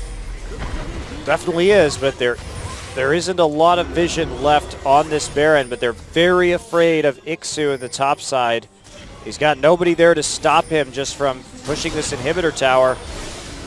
Rumble going back, but he's going to get some really good damage with his Trinity Force on that. He's just going to take it. Yep, just dodging the harpoon, takes the turret. There's Equalizer used. Ixu not really taking much damage from anything Marin can do. Now that the Equalizer's gone, Marin didn't want to do that because he has no teleport, but he's going to have to. I mean, Anarchy could have actually just straight up all-in on that Baron a little bit harder than they wanted to. SKT, can they find this? There's the TP. Oh, Ixu coming in from behind. They get the mid-turret, but what are they going to lose? Right onto Faker. Faker trying to get away as fast as he can. They've got that ultimate from Bang to speed him up. Turning around there. Bengi getting very low. Mickey doing a ton of damage. Ixu with another kill. Wolf able to get out of the hook with his ultimate, but look at this. Gets pulled back in. Faker gets a big shockwave, but there's no real follow-up. Bang does not enough damage as he has to flash away as well too. Marin gets blown up. A double kill for Songyun. And even with that huge ultimate from Faker, they're just way too far behind. And that's going to be the game. Anarchy playing that very well, and without Marin's TP, the 5v4 just doesn't work. They get the good engage with Ixu. Surrender, no, not quite yet. The camera is moving in a way I thought it might be, but nope, that's going to be about it. And SK Telecom dropping a game to ANARCHY here. Wow, we're going to game 3. ANARCHY, well played. That's a GG. Well, they again answered blow for SKT, and Marin was doing pretty well in before that, and there we go. Yeah, when he wasn't dying 1v1 to Ixu anyway. Well, picks and bans for game number 3. He also killed Ixu 1v1. He did. He did. He came back. He got some revenge. Thresh ban against Snowflower. I think it's a good idea. Rise ban, of course, from the red side. Going to be what we're going to see probably until Rise gets nerfed. And will they let SKT have the Kalista again, though, which is the question. First game they banned Rise, Azir, Cassiopeia from the red side. SKT has a chance to get that Kalista first pick again, a pick that really works well for them. So where do you go? I'm sure SKT will be happy to pick up a Cassiopeia first if they have that opportunity. Yeah. ANARCHY thinking long and hard about this ban. They don't know if they want to maybe give the victor over to a Azir ban against Faker. They could also just leave both Cassiopeia and Kalista up and therefore get one. But SK Telecom showing that they still really prioritize that first pick Kalista above certain other champions. Is the Gragas going to be banned right here, or the Evelynn? They probably don't want to first pick the Gragas. So I think there the Gragas, yeah, okay, they do ban that. Yep. Okay, the last ban, will it be Kalista? Or will it be one of these mid laners that we've seen do so well tonight?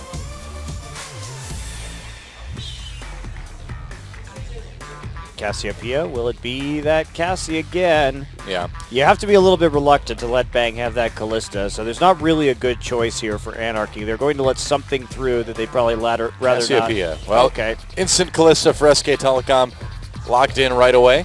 It will give Victor over to Mickey, though. If he wants to pick it early. That is obviously a bit of a disadvantage on that red side, but they thought they could control Faker in that matchup, which they did fairly well. I think if you don't pick this Victor now, SKT is just going to take it and not, worry too much about it. So, but even though it is risky, you do sort of have to take it early against Faker. They also have to take the Alistar here is the thing, because they don't want to let the Kalistar, as you like to call it, Kalistar combo go down.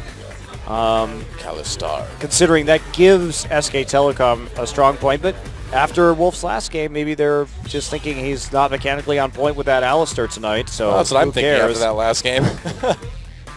However, I think that early picking Hecarim when Gnar is still up for grabs would be a bit overbold, and they're going to agree with me and go Rek'Sai alongside the Victor instead. See, the Alistar is better for Wolf now because he doesn't need to worry about headbutt and into pulverize. He can just go in with the Fate's Call and then pulverize.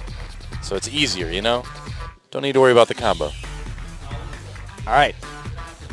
So you grab, I would say, Alistar and maybe, I don't know. Yeah, you want to take a jungler here for sure because you want to see more of their composition before you commit to solo lanes, and it will be the Nunu, but that doesn't have the same pressure that Rek'Sai has in terms of kill potential in the Kalista Alistar lane. The Vayne again, perhaps for Songyun.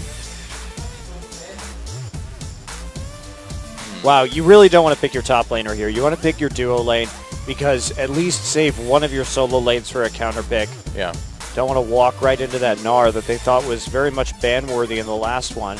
So are we going to see something like Orianna Gnar this game from SK Telecom? They don't have a lot of information. Janna Vayne, that is a lane that needs to be swapped, by the way. That is not a very strong lane at all.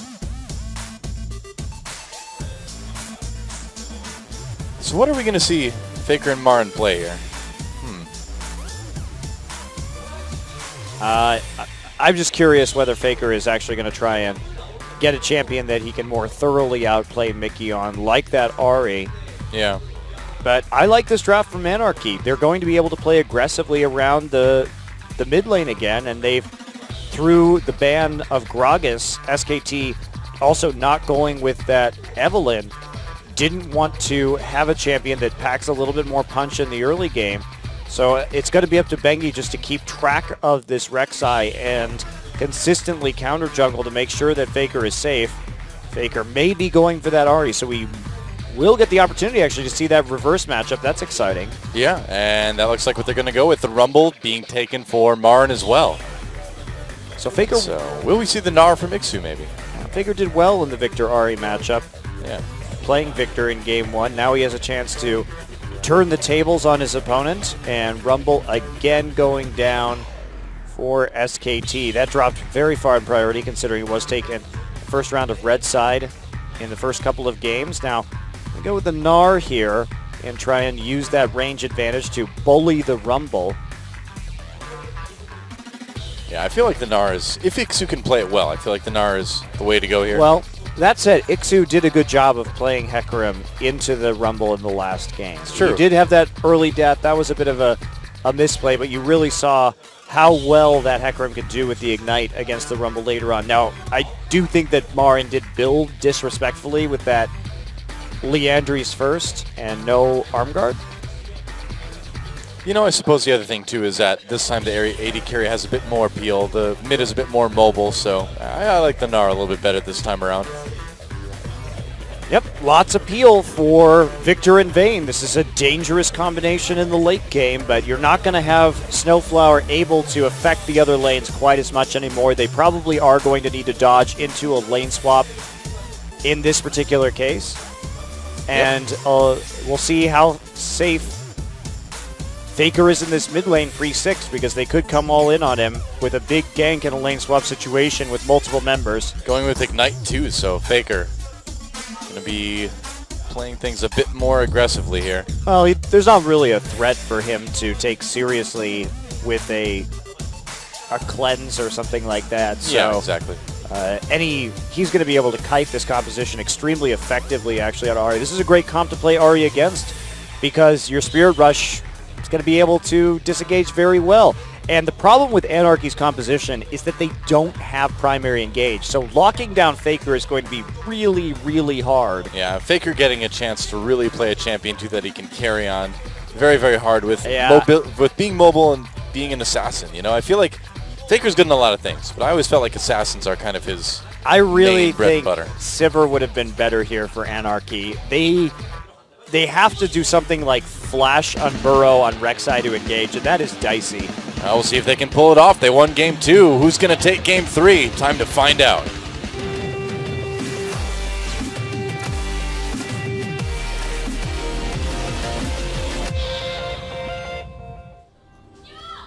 And here we go. Oh, there we go. Wolf remembering his trinket now.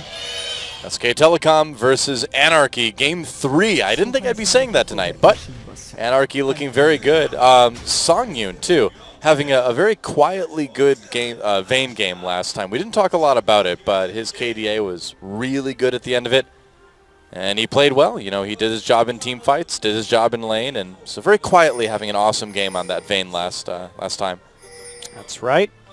Well, I don't know about this Anarchy composition, though. As I said, you're kind of like hoping for something crazy, like a teleport home guard Gnar with his rage bar full flank engage. It's just there's not a lot of options. They can't even poke that well because there's no follow-up poke from Vayne. So they're very dependent on SK Telecom engaging into them, because if they try to engage... well, I don't know about that. Well, if he's the god of jungle in Korea, I don't know. I think Dandy probably takes that role, but whatever. Well, Dandy's not in Korea right now, man. But he is Korean, which is what that sign says. Oh, okay, all right. We can go with Dandy then. How about in Korea right now? I'd say don't. Score, Chaser, yeah. Ambition. I think you've got a plethora of choices. As I was saying, SKT, they have so many tools to kite out a Rek'Sai or Gnar engage. Spirit Rush, Absolute Zero, Callista passive. How exactly does Anarchy plan on forcing fights around objectives? There's no good way for them to do so. is an excellent question. I think the answer is they don't really. I really am not a fan of ANARCHY's composition. I think SKT holds a lot of the tools they need. They've got some really good pick potential, and there's just not a very good way for ANARCHY to get in range to take out SK Telecom's carries in this game. This Kalista basically has no threat. Well, again, you know, Bang undefeated, as we can see on that Kalista so far. Yep, 8-0 now after that win in Game 1 tonight in his professional career. And Sang-yoon also undefeated, but with a much smaller sample size. Yes. But Bang and Wolf definitely going to need to have a much, much better Game 3 than they did in Game 2. I'm not even sure they do. I think Bang can just kite. Well, Wolf does, and right-click. Wolf definitely does. Wolf doesn't even need to engage. Wolf still needs to He have could a just better stand game. there and wait for them to walk. Oh, hi. Well, Bengi just walks up. Did he take it? I don't think he did. I don't think he got it, no. Nope. Lyra actually coming up with that one just barely. Yeah. Still annoying, though. Bengi doing his usual new things. He's actually contesting the Raptors right now because they have pressure in mid lane and because Lyra doesn't have Smite. So Lyra can't do anything about this. He just has to sit there and watch his Raptor get taken away. Oh, he's trying to bring the Raptor home with him. The Raptor doesn't want to go. Wants to go into Nunu's stomach. Bengi is one of the most annoying Nunu players in the world. Just the amount of dumb crap he makes the enemy jungler put up with is ridiculous. Let's face it, though. If you're a Nunu player and you're not annoying, you're doing it wrong. That's the truth. Well, so far, Faker having a good mid lane, but you would expect that early on.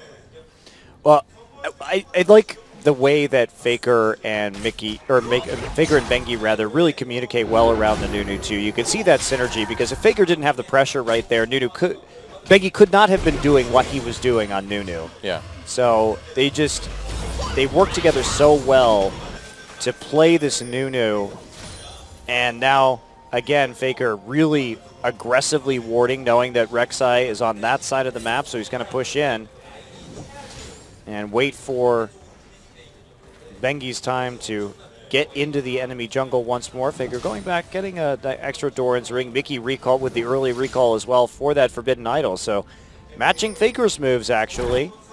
Very interesting that we see this build on Victor and emerging today, whereas most players like to wait for that 1,000 gold to get that first upgrade. So this is just a little bit of a bump in terms of power in the laning phase to try and get an advantage early. It's a bit more sustained. Yeah.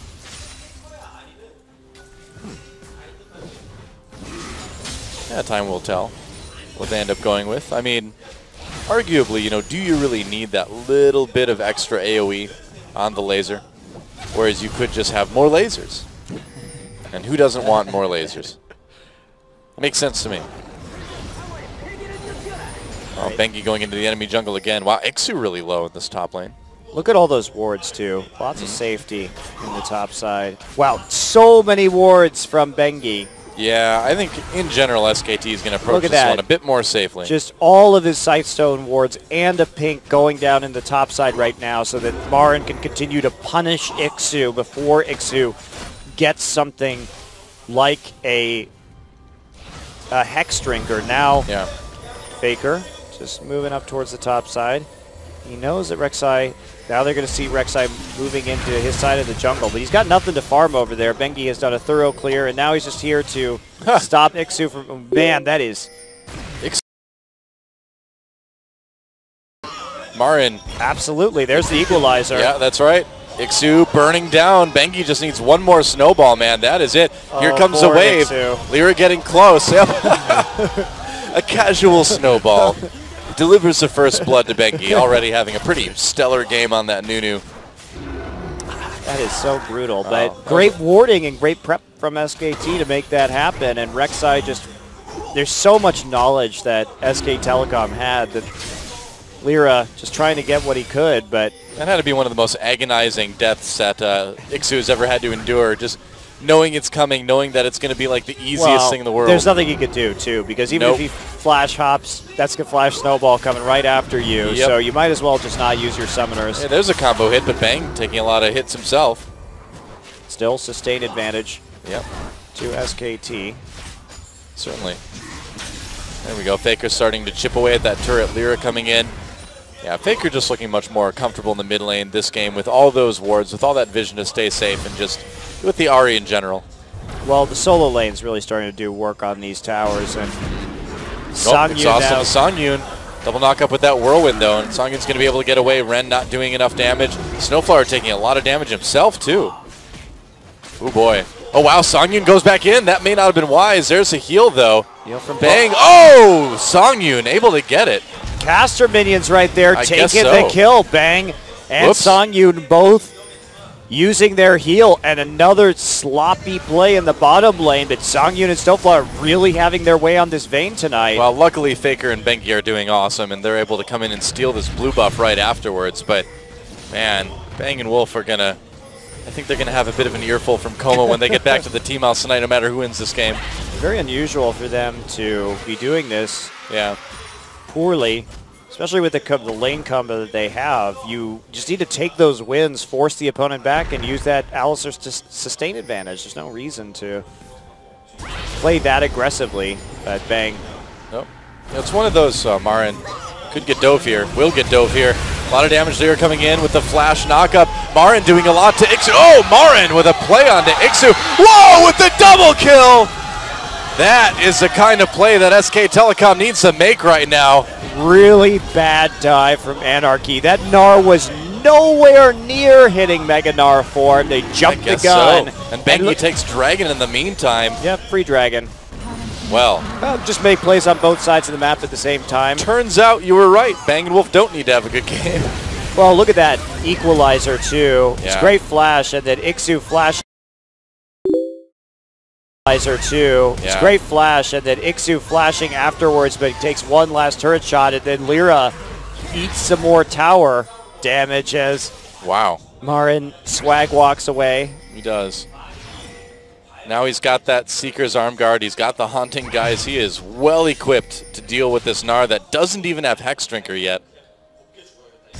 Had to use his teleport to come back to lane too, so TP advantage going in SK Telecom's favor. This is a pretty crazy snowball that's starting to form Yeah. based around the Nunu, and it's such a comfort champion for this entire team, and Bengi just knows how to play around the pressure in his lane so well on this pickup. Right. And he's nullified this Rek'Sai. Everything that ANARCHY was doing in the last game in terms of trying to make plays onto that mid lane is just blown away in the wind. Yeah, pretty impressive stuff. Faker comes in and grabs the blue buff. Another one, you mean, and now we see 20 CS leads developing at 10 minutes here in the solo lanes, and they're just not able to prevent turret damage from going down either because of the control that Bengi is giving this SKT team.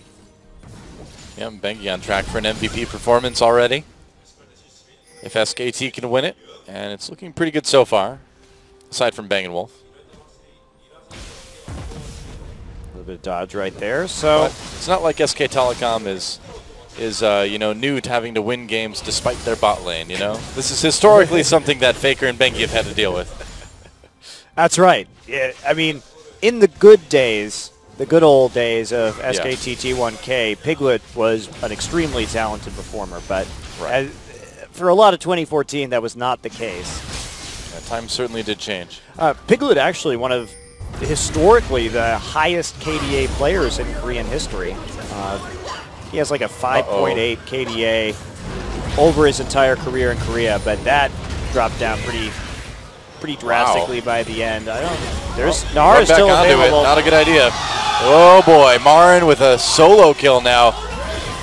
Wow. Yep, just denying Rek'Sai the ability to come in with the ultimate too.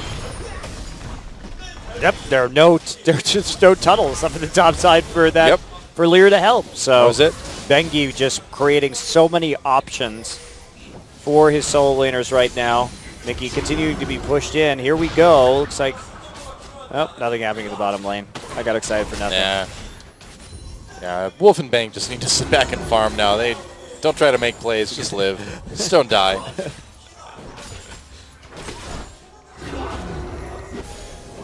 All right.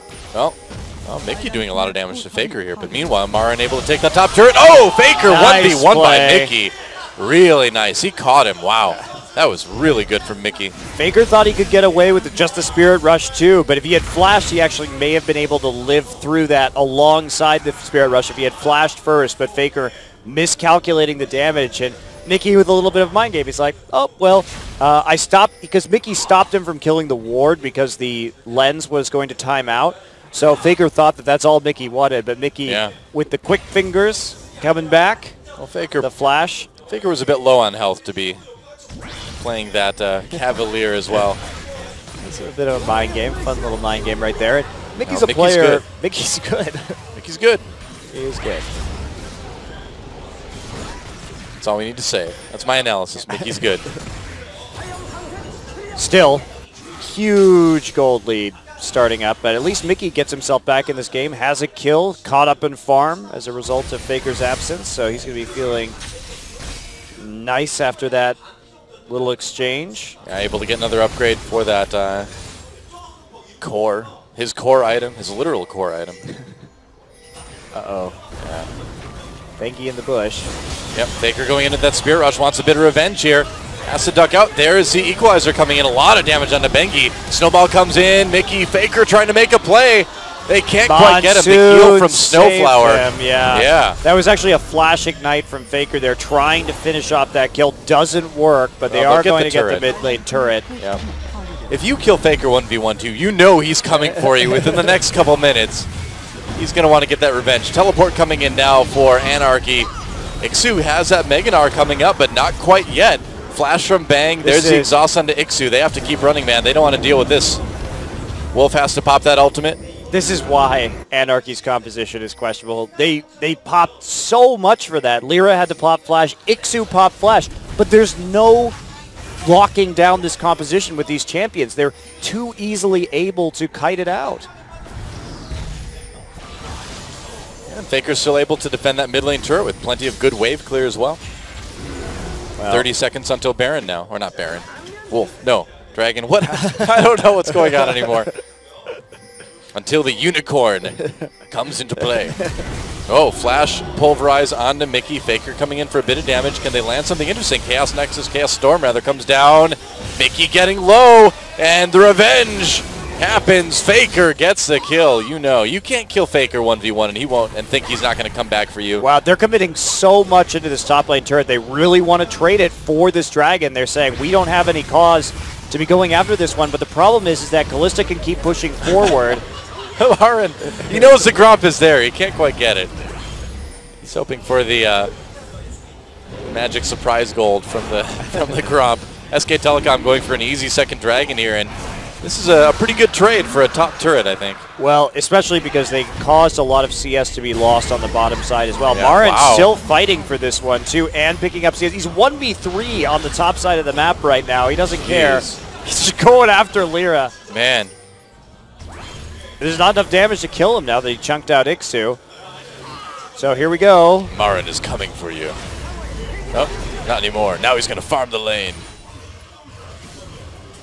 I kind of went Dragon Ball Z voice for a second there. Will Marin be able to farm the lane? Find out next time on Dragon Ball Z. Yes, he can. Never mind. We found it out already, Noah. Sorry. We don't have to wait 32 episodes of them yelling at each other with no action happening for pretty much that to be uncovered. Oh, goodbye, Lyra. Will Lyra be able to take out Marin? No, he can't. Never mind. You know, Dragon Ball Z is mostly just 20 minutes of grunting followed by 5 minutes of eye jiggling, and then one punch is thrown. That's it. Sounds a lot like certain parts of my life. Well, now we know. Hey, man, you know, I didn't think you were going to reveal certain things about your CLG coaching days, but I guess if it's time, it's time. Good on you, man. Good on you to come forward with that. I appreciate the transparency. I'm sure the fans do as well. We always suspected. Oh, Lyra. Oh, bang, he just comes. He is the most annoying Nunu I've ever seen. He really is. Can they zone him off the bottom lane tower right now? I mean, this is a pretty big lead to have at this point in the game. Yeah. Especially against a composition that has no hope of engaging on you. Oh, Lyra. Oh, Fate's Call brings in Lyra. There's a snowball as well. Oh, poor Lyra. Lyra, Snowflower coming in to try to save him, but the absolute zero going to slow people down. Bang gets a kill there. Songyun exhausted. Can they catch up to him? I don't know. They get the flash anyway. Here comes Marin's going after Mickey meanwhile, but that Chaos Storm's going to do a lot of damage. Faker coming down. Can they Here we go. close off onto Snowflower? That turret's still there though. Equalizer goes down. And Bengi can just tank this here. Snowflower pushing people back. Bengi taking a lot of turret damage, but look at that. Wow, Marin's doing so much right now. And Faker comes in for a possible kill, going after Mickey now. Double kill for Marin in the meantime.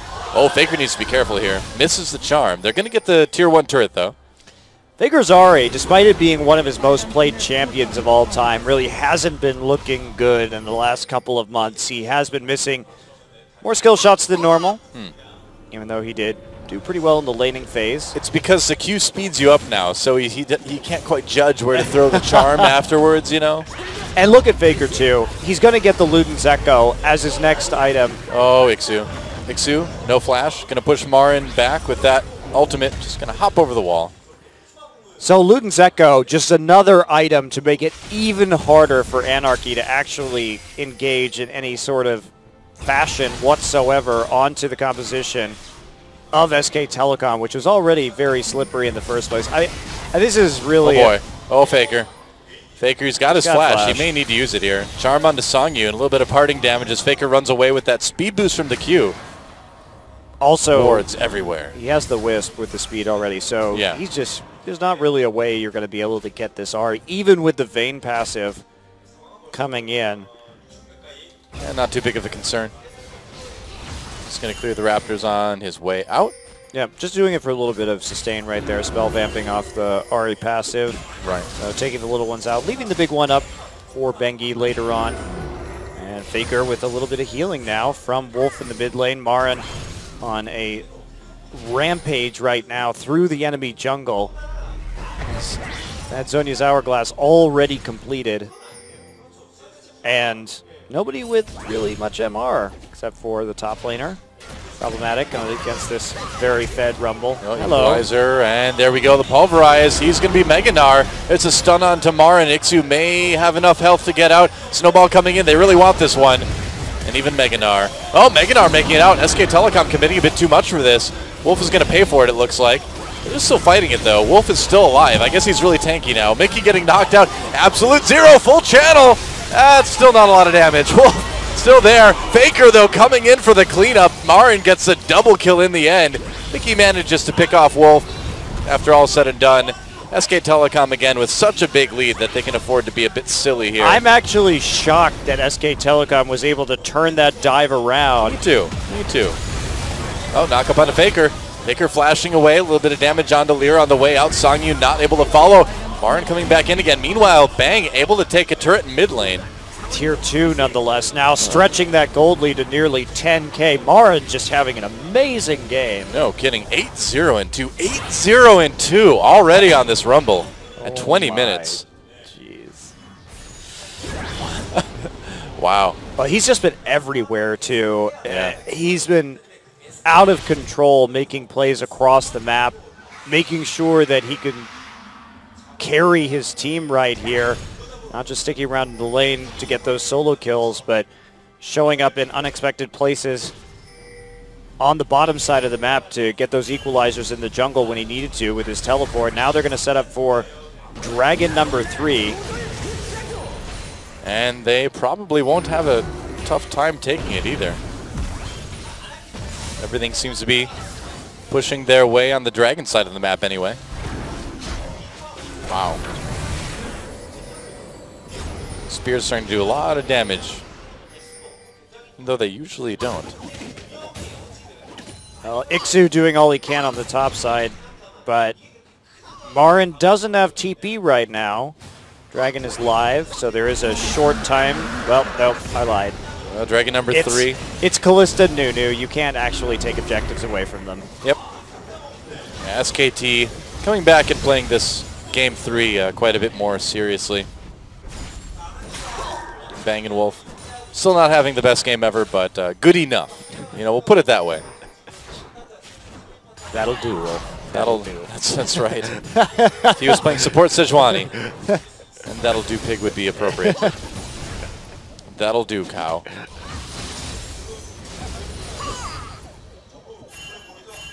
Wow, it looks like Marin wants to get a death cap now too, so just going for huge amounts of damage on the Rumble. No sign of a Void Staff, but who needs a Void Staff when SIêU is the only person with MR on the enemy team? Yep. Bengi still has taken... Bengi has now successfully taken out every tunnel in the enemy jungle. Bengi, Tunnel Hunter. That's what happens when you have a Nunu running around your jungle unchecked all game long. Well, SK Telecom, they can pretty much do whatever they want right now. They actually have much more vision this game than they have in previous ones. Seem to have stepped up that part of their play quite a bit. They've got a couple tier 2s in the outer lane to take care of. Beat the Baron, of course. Lots of options right now. And right now, that Baron is looking pretty tempting to a SK Telecom team that's 8,000 gold ahead. And especially an SK Telecom team with Nunu and Kalista. Yeah, they're just going to go ahead and start it for the moment anyway. I was actually started by a Prey Seeker from trying to clear out a ward, so they just want to play around this as much as possible. They'll force the inevitable face check and then work from there, more than likely. I mean, they have to do something right now to clear this out. They have no idea whether they're on this Baron at the moment or not. Well, now they do that. They see Bengi. Yep. And so they will just go ahead and do it. Bang and Wolf just starting to take it by themselves here. Do you like 1 million spears in your Baron? Wow, they're backing off of it. Bengi not ready to do that, so they use Alistar ult to tank it and then don't actually commit to the finish. Meanwhile, Anarchy just going to charge up the mid lane. No one there to defend. Awkward. Yeah. It's a bit of the first kind of little misstep we've seen SK Telecom have this game. We'll just blame it on Bang and Wolf. We'll say they started to take that Baron without asking anyone else first. Bang and Wolf, come on, guys. Well, they saved the mid lane turret at least. Yeah, they do, but wards get right back into the pit. And they're down an Alistar ult, but they've got good side wave control right now, so it's a methodical setup. Marin is just recalling, getting back into the top side. Now they are going to have to deal with 2 side waves in addition to the threat around the Baron. As soon as this ward goes down, I'm not sure they can actually see it. Yeah, they can, okay.